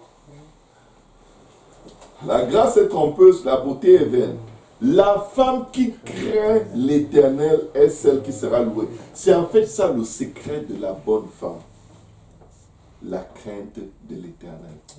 Elle ne s'est pas appuyée sur son mari, elle s'est appuyée sur son Dieu tout le long, comme les choses étaient avant la malédiction. Alléluia. Elle craint l'Éternel et il ne lui manque aucun bien. Amen. Récompensez-la du fruit de son travail et qu'opporte ses œuvres la loue. Je vais vous dire, mes frères et mes sœurs, avant qu'on ait aux questions, battez-vous pour que vos femmes utilisent tout ce que Dieu a mis en elles. Aidez-les à croire en elles parce qu'elles sont plus que capables. On dit dans le monde, derrière tout grand homme se cache une grande femme. Amen. Alléluia. Donc quand ta femme n'est pas une grande femme, tu vas être un petit homme. Tu n'as qu'à la négliger. Ton élévation viendra toujours de ta femme. La gloire de Dieu, la gloire de Christ, c'est qui? L'Église. Alléluia. Amen. Glorifie ta femme. Défends ta femme contre ta famille. Protège-la. Ne l'accuse pas quand tu es au milieu de tes amis. C'est du voyeurisme. Alléluia. Si tes amis connaissent les défauts de ta femme, tu es un voyou. Tu es un irresponsable. Parce que Christ n'accuse pas l'Église. Pensez toujours à Christ et à l'Église. avant de vous plaindre, Christ va se plaindre à qui de l'Église? Il est son rédempteur. L'Église est son propre corps. Personne ne déteste son propre corps. Tu as un bouton sur le ventre, tu ne vas pas te balader en route en disant regardez mon ventre, comment il a un bouton, ça c'est quel ventre ça? J'aime pas les ventres qui ont des boutons. Je dis toujours à ce ventre de ne pas avoir des boutons. On va dire mais mon ami, tu es malade. Tu vas aller chez Pinel là-bas, on va te donner des médicaments pour te calmer. Tu montes ton propre ventre, traite le bouton de ton ventre et que l'amour te pousse à couvrir la multitude des péchés de ta femme. Alléluia. Amen. Les gens aiment avoir raison. Ils exposent tous les défauts de leur femme pour montrer que c'est elle qui cherche les problèmes. Eux, ils sont corrects. Ça, c'est Adam. Question. Ok, une autre question. Comment une femme qui n'aime pas les enfants peut rester avec eux à la maison? Dans ce cas, est-ce que c'est bien de les mettre à la garderie? Parce qu'elle finit... Une femme qui a fait quoi? Elle n'aime pas les enfants. Comment? Qu'est-ce C'est qu'elle ça. a fait pour C'est marier ça. En une fait, elle femme explique qui à la n'aime pas fin. les Elle enfants? explique ça à la fin. Elle me dit qu'elle a eu les enfants pour faire plaisir au mari. Donc elle est Ça, dans c'est un la gars qui situation. s'est cherché dans le Sissango. Et il a trouvé les sanctions. Parce qu'une femme qui n'aime pas les enfants, ça c'est contre nature. C'est ça. Une église qui n'aime pas les âmes. Écoutez, le parallèle c'est toujours Christ et l'église. Tu fais quoi dans une église qui n'aime pas les âmes? C'est un club social. Elle aime quoi? Le sexe. Et que quelqu'un prenne soin d'elle. Mais non. Il faut qu'elle guérisse d'abord. Elle a un problème très sérieux dont elle doit guérir pour accepter d'abord son rôle de femme. Parce que ces enfants vont connaître le rejet, même dans le sein de leur mère. Le bébé sent qu'il n'est pas le bienvenu. C'est pourquoi certaines femmes conçoivent et après quelques mois, parce qu'elles s'inquiètent trop du fait que oh non, maintenant je suis enceinte, poum, elle a une fausse couche. Dieu récupère son enfant qu'il a donné. Les enfants sont un héritage de l'Éternel. Si tu n'aimes pas l'héritage de l'Éternel, tu aimes quoi? Tu peux dire, une femme qui est débordée, qui est émotionnellement faible, et quand elle est surmenée, elle ne supporte pas. Ok, elle aime les enfants, mais elle n'a pas la force. Ce genre de femme a besoin d'aide à la maison. Elle a besoin d'une gardienne qui vient à la maison. La femme vertueuse avait des servantes chez elle. Ce n'était pas des servantes qui allaient dehors l'aider. C'était dans sa maison. Donc, toi l'homme, aide ta femme à développer un système d'affaires où elle peut avoir des servantes dans la maison qui prennent soin des enfants. Il y a des gardiens à domicile. Amen. Comme ça, tu ne sens pas toute la pression des enfants, mais tes enfants restent dans un cadre où ils vivent l'exemple que tu exprimes en suivant Dieu. Amen. Donc, les femmes qui n'aiment pas les enfants, moi j'ai du mal à croire que ça existe. Mais ça existe. Et j'espère qu'il n'y a pas de filles comme ça au milieu de nous. Autre question. Oui, frère Valérie, tu as une question. Pourquoi tu hésites? Non. Question. Papa Dario. L'année prochaine, on va faire la dédicace de ton enfant. Pauvre Parce Emmanuel. que chez J. Péniel, sa femme est fort. Tu comptes au trop 11 mois. Donc il faut qu'on mette la Le pression. bébé est déjà là, on est déjà à la dédicace. 11 mois après le mariage. Mais c'est quoi cette soirée où personne n'a des questions? Qu'est-ce qui vous arrive? Vous avez peur? Vous voulez qu'on coupe les caméras? Personne ne veut se faire connaître. Hein. Mais vous aviez une discussion tout à l'heure là, non? C'était quoi la discussion? Je voudrais poser la question, puisqu'il est parti, c'était le Makia. Oui. C'était par rapport à Stéphane. Mhm. Vous avez demandé pourquoi ils ne sont pas encore ensemble, genre. Ils ne vivent pas ensemble actuellement. Ils ne sont pas mariés. Ils ont fait la dot, mais ils ont décidé de mettre Jésus en premier. La dot, c'est un mariage en Afrique, mais dans le corps du Christ, tu sanctifies quand même ton mariage avant de le consommer. Amen. Donc, parce que tu mets Jésus en premier, tu dis non. Moi, je me suis marié à la mairie une semaine avant de me marier à l'église. Je ne suis pas retourné vivre avec ma femme après le mariage à la mairie. Pourtant, on avait déjà un acte de mariage. Non, non, non. On attend une semaine. Je vais dire, tu vas être avec la personne pour l'éternité. Tu vas souhaiter avoir attendu même encore 2 ans. Parce que après une semaine, là, vous êtes comme... On fait quoi? Je ne sais pas. Tu ne sais pas. Mais tu es l'homme, tu dois me dire ce qu'on fait. Tu dis, oh, mais ça a déjà commencé. On vient d'entrer. Je ne sais même pas comment on vit dans une maison seule. J'ai toujours vécu chez le frère Yannick. Ça va venir. Calmons-nous. Alléluia. Non. Et c'était vraiment, c'était leur libre choix. Mais traditionnellement, ils sont mariés. Et Dieu reconnaît leur engagement. Mais ils veulent sanctifier leur engagement avant de consommer. Pourquoi ils vont vivre ensemble et venir à l'église et on fait une cérémonie, on déclare marié et femme? Vous êtes marié et femme depuis. Vous faites quoi, le show? Mais non. C'est un choix pour honorer Dieu et Dieu va les honorer. Pour ceux qui ne sont pas africains, peux-tu expliquer Ben, ceux qui ne sont pas africains se marient directement à l'église ou à la municipalité, ils sont mariés. Au final. Et même si tu es africain, dès le moment où tu as doté ta femme, va officialiser devant les autorités. La Bible demande d'être soumis aux autorités. Amen. Tu vas auprès des autorités, vous faites l'acte de mariage, c'est ta femme, même si vous ne l'avez pas encore fait à l'église. L'église, c'est un niveau de sanctification de votre affaire. C'est donner à Jésus la première place dans le couple. Tu peux lui donner la dernière, il va la prendre, je vous garantis. Mais quand ça va te dépasser, tu vas souhaiter lui avoir donné la première. Parce que s'il y a un labyrinthe, le plus compliqué de la vie de l'homme, c'est vraiment gérer la femme. Gérer la femme, ça ne marche pas comme vous pensez quand vous êtes célibataire. Demandez au frère Ange. Okay. Il y a des frères qui ont des questions par rapport aux techniques générales. Bon, admettons qu'ils ont déjà vu le pasteur et que le pasteur a dit ok, tu peux aller parler à telle sœur. Maintenant, le truc c'est qu'il a testé la sœur pour dire bonjour, elle dit bonjour. Il teste 1 ou 2 fois par semaine juste pour prendre des nouvelles. Mais il a de la difficulté dans l'approche, mais il est gêné d'aller voir le pasteur pour qu'on lui, parce qu'il a déjà demandé l'autorisation. Il ne veut pas encore dire au pasteur, montre-moi comment. Donc le frère veut savoir c'est quoi le conseil général. Est-ce que je t'invite, on va manger au McDo? Qu'est-ce que vous conseillerez au frère de faire? Bon, il veut savoir, il cherche les inspirations. Quand on a cette difficulté, c'est parce qu'on est en retard dans le processus. Toute sœur doit pouvoir parler et s'asseoir et causer avec toi en public sans avoir un problème, sans avoir d'arrière-pensée. Si un frère peut s'asseoir avec toi et parler et causer avec toi, pourquoi pas une sœur? Vous êtes des frères.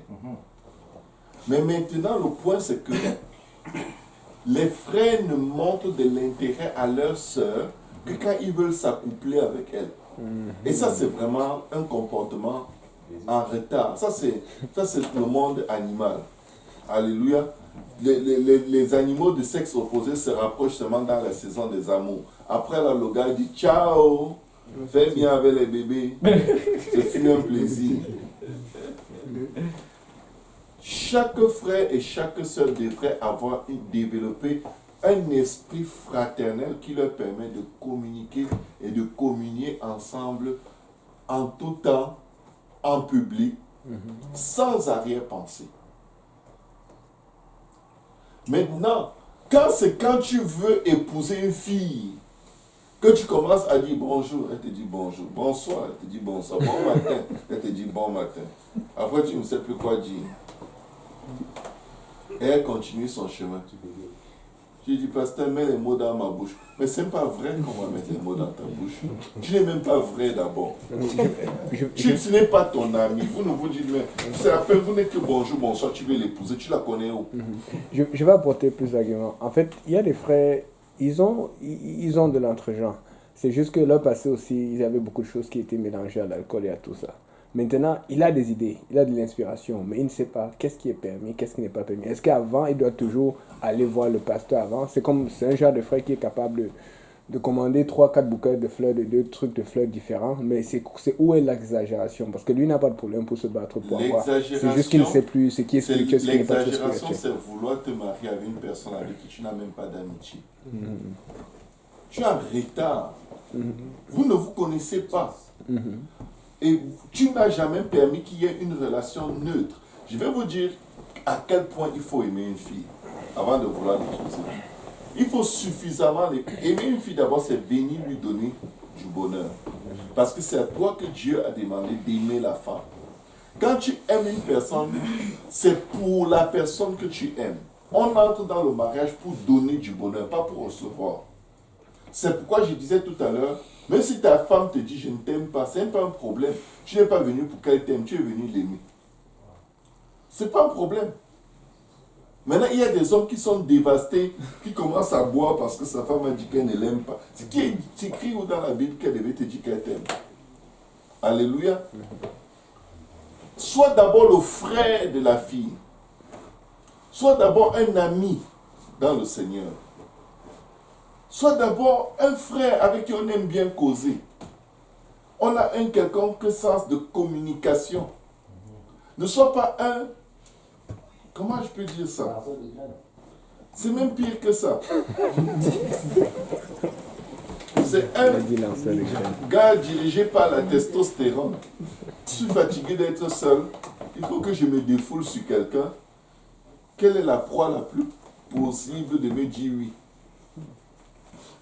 Parce que quand tu es comme ça, si tu dis bonjour à une sœur, elle te dit « Oh bonjour, ça va? Oh j'ai pensé à toi. » Du coup tu vas dire « Hey !»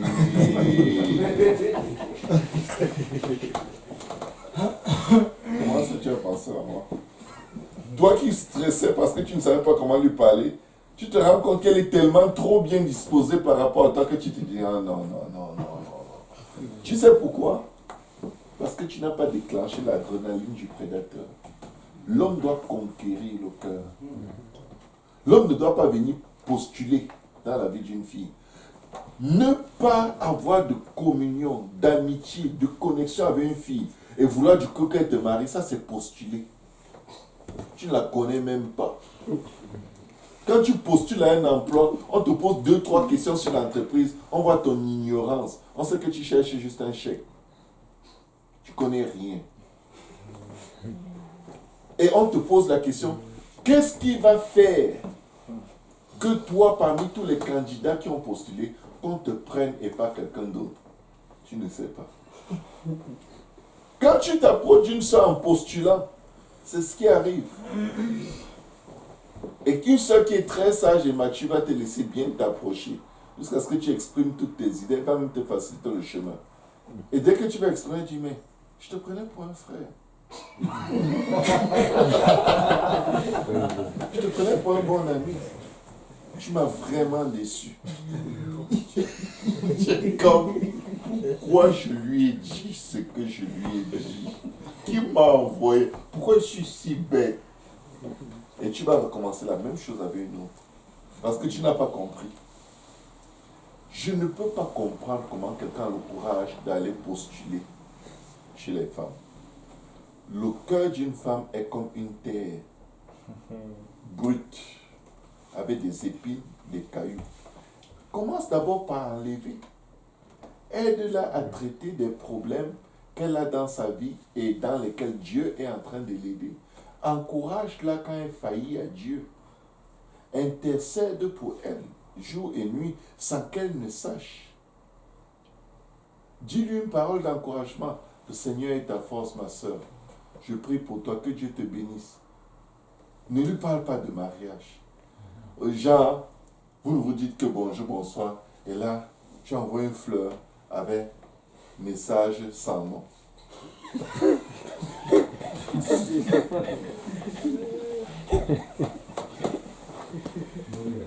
Donc, tu veux la séduire. Là, vas-y.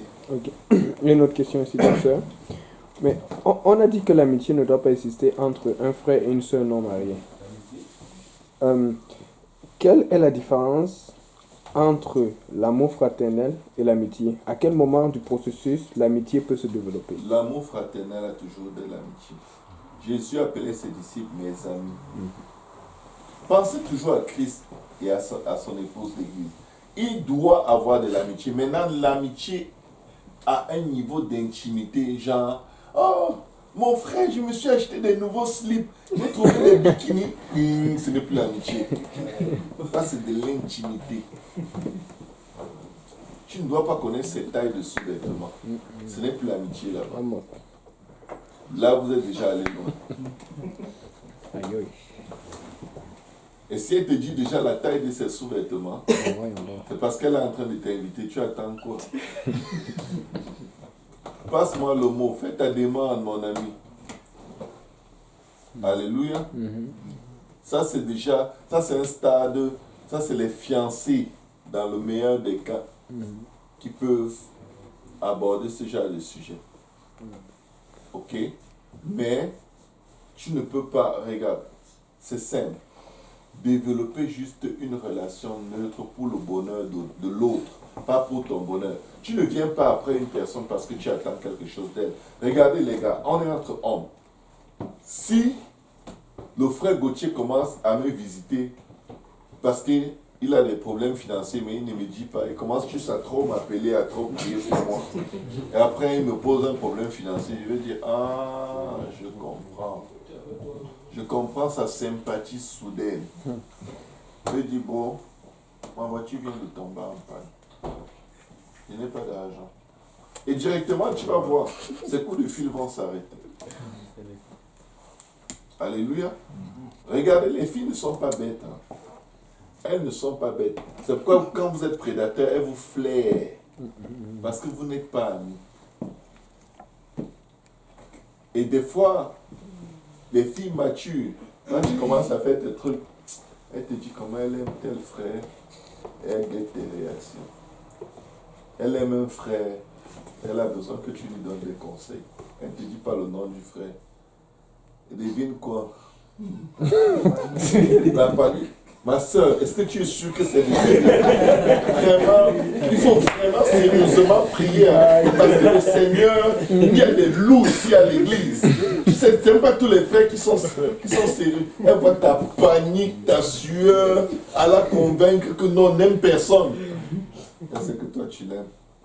Tu es juste un lâche. Tu as voulu passer par le coup chemin, elle t'a exposé. Et tu ne te rends même pas compte. Du coup, tu deviens très spirituel. Le Seigneur m'a dit qu'il faut que tu attendes. Tout ce que je jouais te dit, mais c'est toi que j'aime. Elle dit, ah bon? Oh, gloire à Dieu.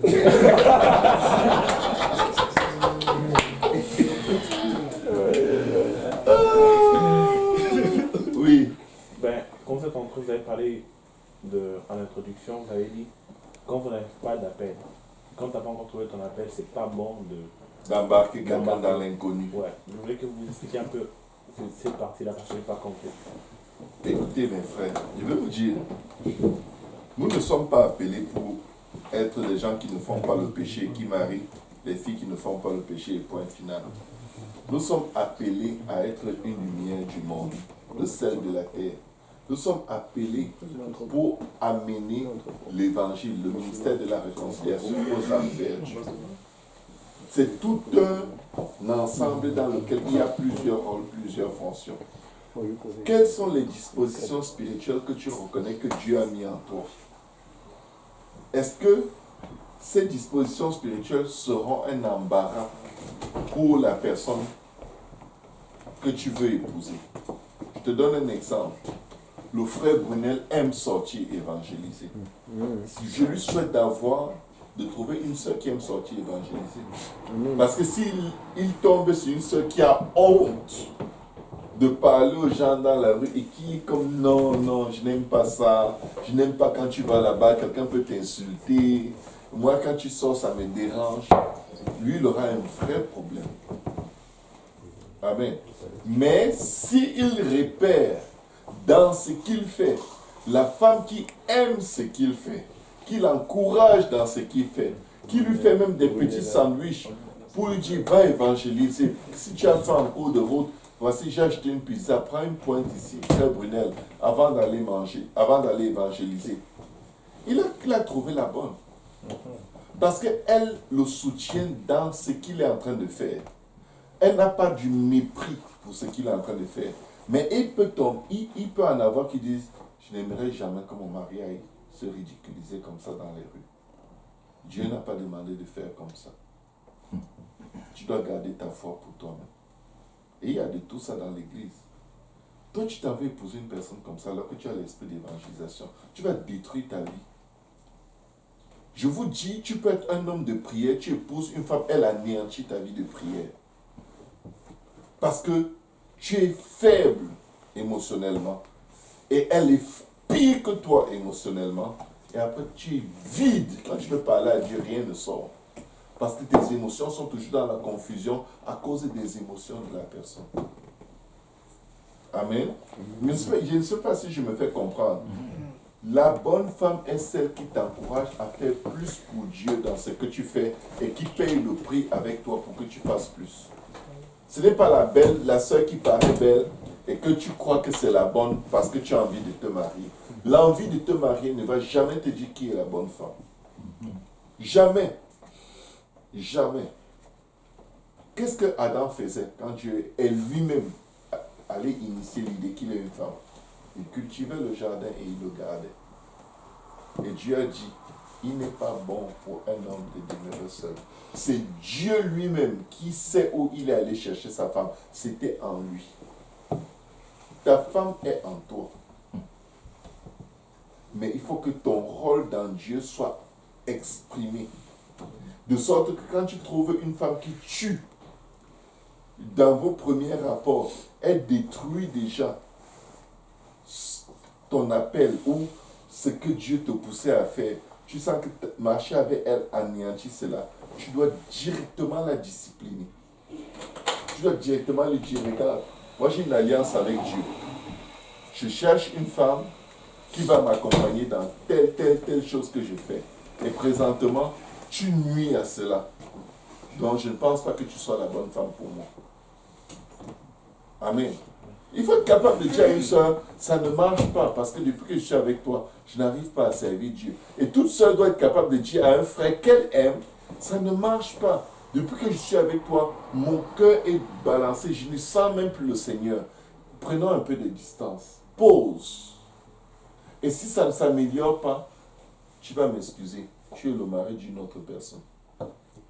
C'est la pire des choses qui puisse vous arriver, c'est d'épouser une sœur qui ne matche pas avec votre personnalité, votre appel, et qui se serait mieux aligné avec un autre frère, d'un autre tempérament, d'une autre façon d'être. C'est la pire des choses. Parce que quand ça va être faux, ça va être vraiment vinaigre entre vous, tout le temps, elle va regarder quelqu'un d'autre à l'église. Tu vas tout le temps la surprendre dans les nuages, en train de regretter de t'avoir épousé. Ou elle va te surprendre tout le temps. Tu regardes une soeur comme ça. Chérie, je médite ton œil sur une soeur. Pourquoi tu es toujours comme ça dans l'église? On dirait que tu n'es pas là. Tu dis non, l'Éternel est mon berger. Est-ce que vous pouvez développer un peu plus sur la manière de préparer un mariage, entre parenthèses, au lieu de se concentrer sur la cérémonie? Est-ce que c'est dans le jeûne et la prière en travaillant sur son attitude? On prépare le mariage en touchant les points essentiels dans un mariage. Parler des finances. Toute personne qui fuit le sujet des finances dans le mariage, c'est un voto, ninja, bandit qui va gaspiller ce couple avec le stress financier. C'est un malhonnête qui a besoin que Dieu le délivre. Les hommes n'aiment pas qu'on leur parle des finances. L'homme n'aime pas qu'on lui dise tu gères mal, tu ne dois pas faire ça, tu dois faire ça. Le plus grand problème dans les couples, c'est les finances. Si vous ne pouvez pas vous asseoir et parler des finances, et évite de contrôler les finances de ta fiancée ou de ta femme, si tu n'es pas capable, tu n'es pas prêt. Tu n'es pas prêt. Tu es un rapetou. Vous lisez, je ne sais pas si vous lisez souvent Picsou. Il y avait les rapetous, toujours en train de guetter les caisses. Tu as combien dans ton compte? Tu as combien dans ton compte? Dès qu'il sait, l'argent est disparu. Moi, je suis un ancien rapetou. Je suis un ancien rapetou. Je sais de quoi je parle. Vous savez comment j'ai été délivré de cela? Je donnais mes cartes bancaires à ma femme. Quand mon salaire arrive, j'ai dit, donne-moi un peu d'argent pour le carburant. Je me suis détaché complètement de la vie financière de ma famille. Je faisais juste la gestion des factures. Je dis, chérie, n'oublie pas, il y a telle facture à telle date. Je ne touchais plus à l'argent. Et je suis allé plus loin. Parce que j'ai découvert que je ruinais tellement ma famille que ma femme était obligée de cacher l'argent. Quand j'ai découvert qu'elle cachait l'argent, ça faisait peut-être 4 mois qu'elle cachait. Je voyais toujours des sorties dans le compte, ni vu ni cognito. Un jour, j'ai voulu demander, le Saint-Esprit m'a dit, shut up. Je sais que ta femme n'est pas dépensière, c'est toi qui es dépensier. Tais-toi. Ça va finir par sortir. Et un jour, elle a fait une dépense dans un temps où c'était trop. Il y avait une facture qui devait passer, elle a oublié, donc elle a fait son retrait secret. Là, je lui ai dit, chérie, est-ce que en retirant l'argent, est-ce que tu sais qu'il y a telle chose qui passe demain? Là, elle était obligée de me dire, tu sais, je fais des économies pour nous. Devinez quoi? 2 semaines après, l'argent était fini. Le rapetou était de retour. Mais un jour, j'ai dit, assez de nuire au bien-être de ma maison. Je suis un enfant de Dieu. Amen. Je ne suis pas le fils du dévoreur. J'ai dit à ma femme, au lieu de prendre 250 francs, 300. J'ai commencé à l'encourager à prendre plus. Vous savez, si je vais quelque part et on me donne une offrande d'amour, comme on dit, quelqu'un est inspiré par Dieu de te donner 100 $, je viens, je donne à ma femme, je dis, chérie, c'est toi qui mérites ceci. Et mes enfants doivent le savoir. Et tous les mois, elle peut retirer tout ce qu'elle veut du compte et ne pas me dire c'est correct. J'ai confiance en elle. J'ai confiance que même si elle décide d'aller acheter des habits avec et des chaussures et des sacs, j'ai confiance. Elle mérite tout. Parce que je prie pour elle. La confiance que j'ai en ma femme vient du fait que je parle à Dieu au sujet de ma femme. Et il me dit, fais-moi confiance. Je dis, Seigneur, je te fais confiance. Donc je ne la surveille pas. Ma femme peut facilement venir me dire, j'ai 5 000 $ que j'ai mis de côté. Et moi, je vais lui dire, j'ai 0 $ que j'ai mis de côté. Dans un cas comme ça, est-ce que vous avez accès au compte quand même ou je ne veux même pas savoir où elle garde l'argent. Parce que mon instinct de rappeler tout ça. Je ne veux pas. Je veux savoir pourquoi. Écoute, dès que tu sais, ça finit, vrai ou faux?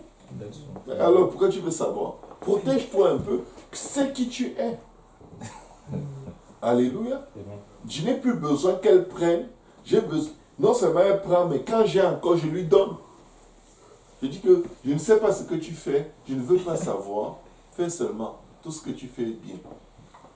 Quand tu fais confiance à ta femme, elle devient disciplinée à un niveau terrible.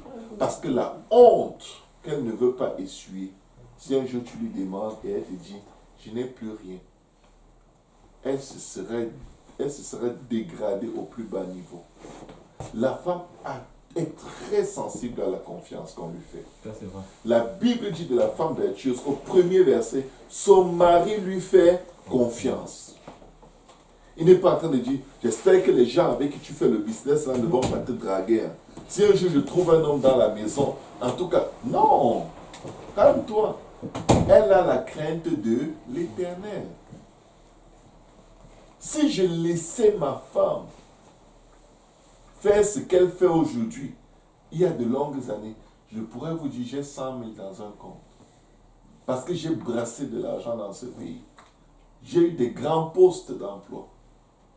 Et je suis traducteur. Je peux faire beaucoup d'argent à tout moment. Et je suis commerçant. J'ai beaucoup de sens des affaires, par la grâce de Dieu. C'est juste pour dire, si je laissais ma femme gérer les finances depuis le début, mais ça prend des années d'ensanglanter ta famille et de te rendre compte que vous tournez en rond parce que toi, tu n'es pas la bonne personne pour gérer les finances et tu veux absolument gérer parce que tu as un organe génital masculin. Dans un cas où, comme vous parlez, et l'homme veut gérer les finances, est-ce que, mettons, tu peux essayer, mais tu te dis, ok, parce que j'essaie, je n'y arrive pas. Est-ce que dans ce cas, tu dis, j'abandonne et je vais parler plus concrètement. Moi, je suis de nature, je suis quelqu'un je n'abandonne pas. Tant que je n'ai pas réussi quelque chose, je pousse jusqu'à ce que je réussisse. Mais fais d'abord ton bilan. Quand tu étais seul, tu t'en es sorti.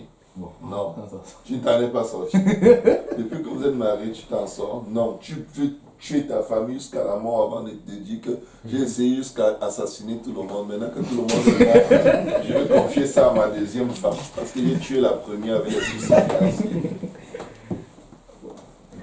Il y a quelqu'un qui souffre quand on gère mal. Il y a quelqu'un qui souffre. Vous savez, ce qui rend une femme heureuse, c'est de ne pas savoir s'il y a des factures. De ne pas confronter les problèmes financiers de la maison. Je paye toutes les factures sans que ma femme le sache. Je ne vais pas la stresser pour l'hypothèque.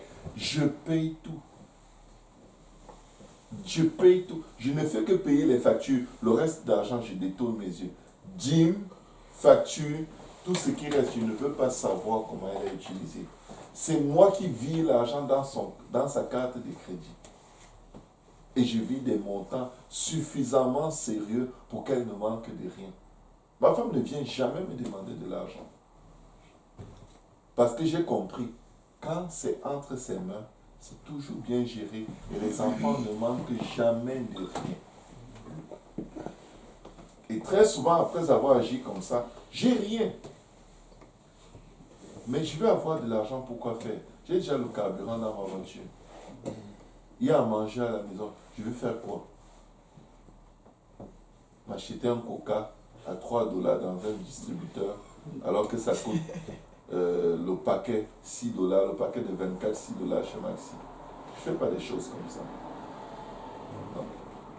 Si quelqu'un m'offre, je prends, mais tu ne vas pas me voir faire ça. Il y a quoi? Non, c'est juste vouloir réussir dans la vie demande que tu renonces à toi-même. Renonce à ton orgueil. Darius, je t'en supplie devant le Seigneur. N'aie pas d'orgueil avec ta femme. Vous allez aller loin. Sois comme Jésus. Jésus est humble. Jésus sait demander. Jésus sait réconcilier. Jésus sait s'humilier pour que sa femme soit élevée. Nous ne méritions rien, mais il est allé à la croix. Nous sommes des catastrophes, mais il est là tous les jours. La Bible dit que sa grâce se renouvelle pour nous chaque matin. Chaque matin, quand tu te lèves, oublie les irritations d'hier. Chérie, ta femme dit, chérie, je suis l'homme le plus béni au monde de t'avoir dans ma vie. J'apprends à devenir comme Christ tous les jours, grâce à toi, grâce à ton caractère incroyable. Je ne dis pas ton caractère impossible. Même si c'est vrai. Elle dit, comment ça? Explique-moi. Parce que quand tu dis ça, son cœur est déjà en train de battre la chambre. Explique-moi. Tu ne vas pas dire, comme tu es toujours vilaine et moi j'ai développé la passion. Non. Chérie, je ne sais pas avec quel mot te dire, mais je me sens plus proche de Dieu. La vérité, c'est qu'elle te stresse et ça te fait prier plus.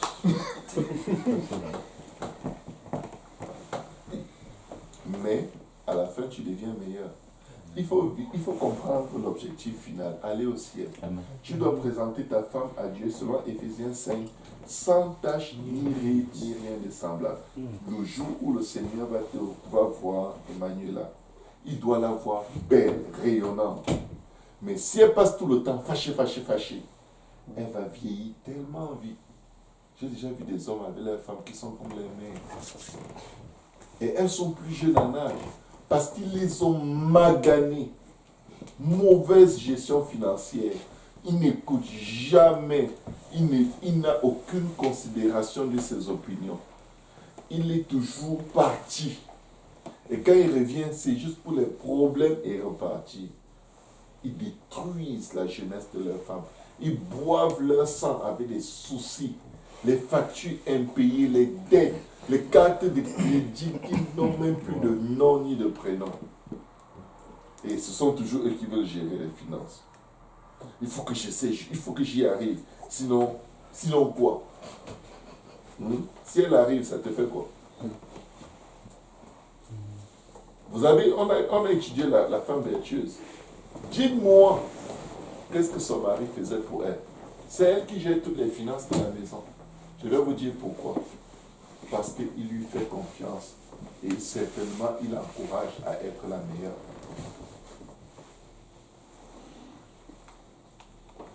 Donc, dernière question. Il y a du monde qui doit aller se reposer. Et du monde, c'est moi en premier.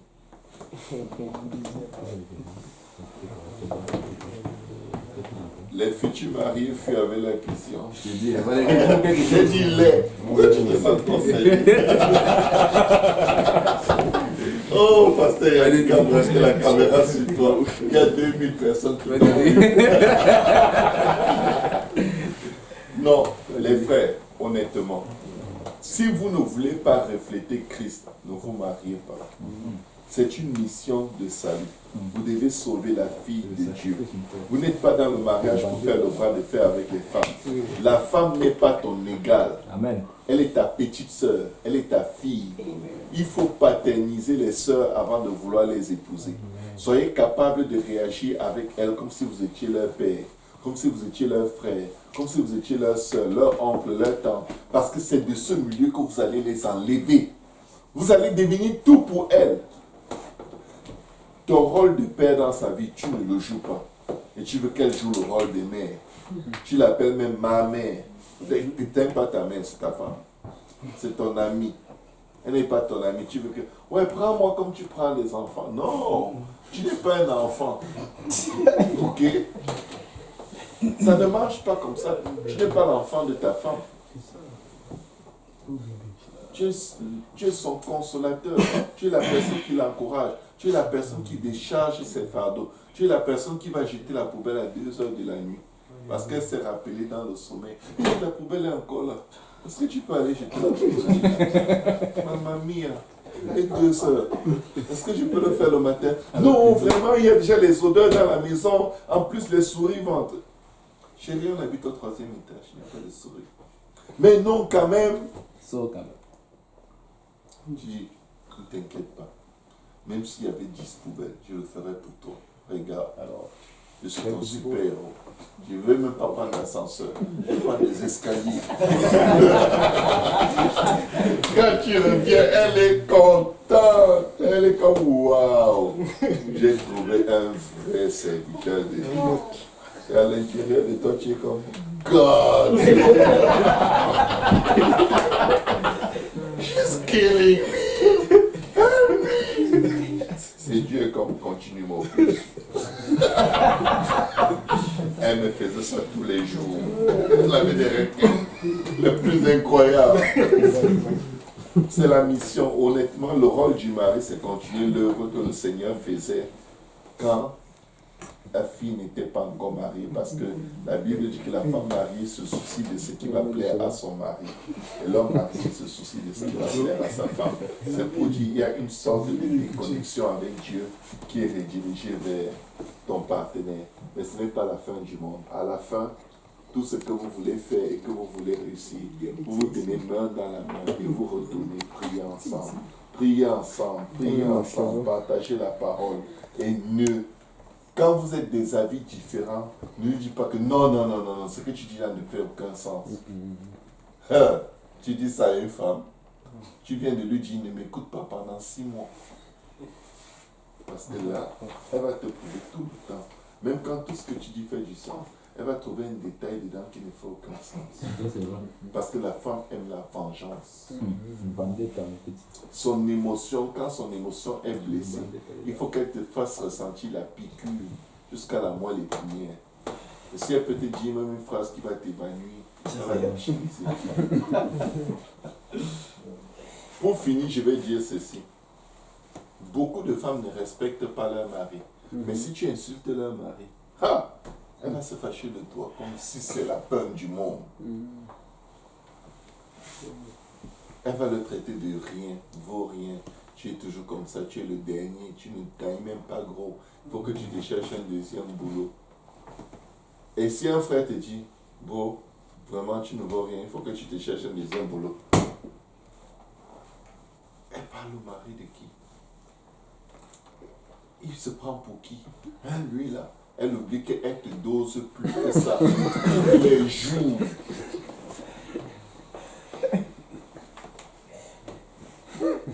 Pourquoi? Parfois l'esprit de Jézabel saisit les femmes. Mais quand ta femme est attaquée par l'esprit de Jézabel, va en prière. Va en prière. Je n'ai pas de problème avec ma femme, pas parce que je suis le meilleur homme ou elle est la meilleure femme. C'est parce que je prie pour elle. Et tu ne peux pas te fâcher facilement d'une femme pour qui tu pries. Tu ne peux pas. Quand tu pries vraiment pour ta femme, tu as le cœur de Dieu pour elle. Ce n'est que dans Jésus qu'il y a la bonne façon de gérer une femme. Quand tu es un homme déconnecté de Dieu, tu peux utiliser tous les livres de mariage que tu veux. Tu peux lire tous les livres, toutes les leçons. Comment réussir son mariage en 7 étapes. Première étape, tu vas lire, mais tu ne pourras pas produire. Dès que tu vas essayer de produire, elle va te repousser, tu vas l'insulter. Elle va te dire, tu vois, tu n'étais pas réel. Alléluia. Amen. C'est la prière qui va nous aider à y arriver. Et nous y arriverons par la grâce de Dieu au nom de Jésus. Est-ce qu'on peut acclamer le Seigneur? Alléluia.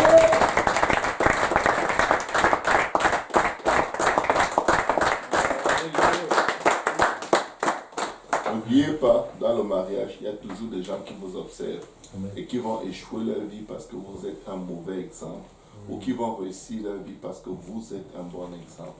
Il y a des couples qui veulent se séparer. Mais quand ils vont vous regarder, ils vont se dire, pourquoi on se chicane? Soyons juste comme cela. Et ils vont laisser tomber beaucoup de choses qui sont les plus simples fruits de l'ennemi. Vous pouvez donner la victoire aux gens, comme vous pouvez donner le découragement total aux gens. Un jeune couple se battait. Ils se querellaient énormément dans leur église. C'était des jeunes mariés. Vous savez, les premières années sont toujours difficiles. Alors, ils étaient tellement fatigués, ils avaient besoin d'aide. Ils se sont dit, il faut qu'on aille voir nos parents de mariage. Ils quittent de chez eux, ils prennent leur voiture, ils viennent voir leurs parents de mariage pour leur dire, vraiment, ça ne va pas.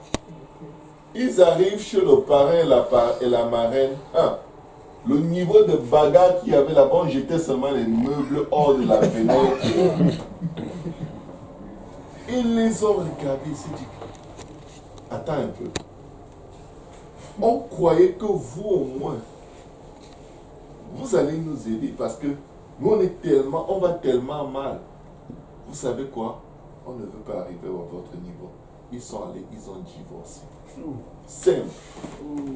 Que si ceux qui nous ont imposé les mains n'ont pas de mariage, ceux à qui on peut regarder, leur vie est gâchée à ce point.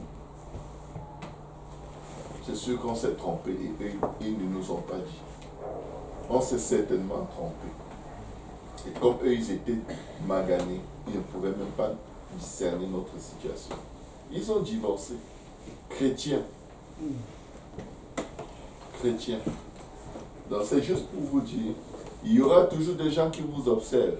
Si ça ne signifie rien pour vous, faites bien attention, vous rendrez compte à Dieu. Ce n'est pas une joke. C'est un engagement à représenter Christ et l'Église. Et si la femme n'est pas prête à représenter l'Église, en respectant son mari, en parlant à voix basse et en amenant tous les sujets en prière, en étant une femme vertueuse, qu'elle ne se marie pas. Si l'homme n'est pas capable d'être doux, serviteur, prendre soin de sa famille, la Bible dit qu'il soit traité comme un païen, qu'il ne se marie pas. Les hommes qui accusent leurs femmes, ce sont les Adams. Et ils vont être chassés du jardin. Je vous le dis, les hommes qui se plaignent tout le temps de leurs femmes, c'est l'esprit du diable Tu dois être capable d'aller parler à Dieu et ça s'arrête là. Alléluia. Parce que tu as décidé, je vais l'aimer jusqu'à ce que Jésus revienne. Même si ça me tue, c'est pour une bonne cause. Alléluia. S'il n'y a pas d'autres questions, on va élever la voix, rendre grâce à Dieu et on va laisser reposer. Good. Éternel des armées, nous te disons merci. Nous te rendons grâce, Seigneur. Nous venons prier maintenant pour le frère Dario et la sœur Manuela. Papa, que tout ce qu'il y a de meilleur comme inspiration, Papa, que l'amitié qu'il y a entre eux deux ne tarisse jamais, qu'aucune œuvre d'homme, qu'aucune pensée, Seigneur, même pas venant d'eux, ne vienne jamais causer un obstacle à leur bonheur. Papa, nous les bénissons, Seigneur. Papa, permets-nous de lever, Seigneur Jésus. Papa, un soutien financier, Seigneur, pour les accompagner dans ce mariage. Un soutien financier au-delà de toutes leurs attentes, Seigneur. Inspire-nous, parle à nos cœurs, à chacun de nous, Seigneur Jésus. Que nous nous mettions ensemble, Seigneur Jésus. Et qu'ils sentent, Seigneur, le soutien du corps du Christ, comme jamais ils n'auraient imaginé. Papa, nous te bénissons pour ce mariage et pour tous les mariages à venir, Seigneur. Nous remettons tous ceux qui sont dans le processus entre tes divines mains. Les jeunes mariés, Seigneur, les futurs mariés, les anciens mariés, Seigneur Jésus. Quelles que soient les circonstances, nous remettons ton peuple entre tes mains. Nous te prions, pardonne nos erreurs, nos ignorances, nos péchés, nos transgressions, nos iniquités. Lave-nous dans ton sang et permets que ta lumière divine brille toujours dans nos cœurs et que, Seigneur Jésus, elle te donne nos vies, te glorifie, Seigneur. Papa, permet que le monde, par l'amour que les couples ont les uns pour les autres, Seigneur Jésus, que les maris chrétiens ont pour leurs femmes et les femmes chrétiennes ont pour leurs maris, que le monde reconnaisse qu'en toi, véritablement, il y a le véritable amour, il y a le véritable mariage, il y a la véritable famille, il y a la véritable paix, afin que ton nom soit glorifié. Aide-nous, aide-nous, aide-nous, Seigneur. Aide tes fils à te demander de l'aide et de la sagesse. Aide tes filles à te demander de l'aide et de la sagesse. Et aide les futurs mariés à ne point regarder l'un et l'autre comme étant leur source de vie, mais à toujours se confier à toi, à toujours s'appuyer uniquement et premièrement sur toi, afin d'être une bénédiction l'un pour l'autre et non pas un fardeau, Seigneur. Nous te bénissons pour ce moment précieux. Nous te louons, nous t'adorons et nous remettons nos vies entre tes mains pour la gloire de ton nom. Agis, agis, agis. Et que ce mariage, Seigneur, soit un mariage avec un bonheur sans précédent. Je prophétise, décrète et déclare, Papa, qu'ils seront forts, qu'ils seront fermes. Papa, que l'harmonie divine que tu vas mettre au milieu d'eux, Seigneur, Papa, sera une harmonie qu'ils n'ont eux-mêmes jamais vue, jamais entendue. Que l'amour coule au milieu d'eux comme le plus beau des fleuves, Seigneur, qui porte les sources d'eau vive pour la gloire de ton nom. Utilise-les dans leur ministère, Seigneur Jésus. Utilise-les, utilise-les, utilise-les, Seigneur, et donne-leur le courage, la force de toujours te faire confiance pour la gloire de ton nom, au nom de Jésus-Christ. Amen. Amen. Alléluia.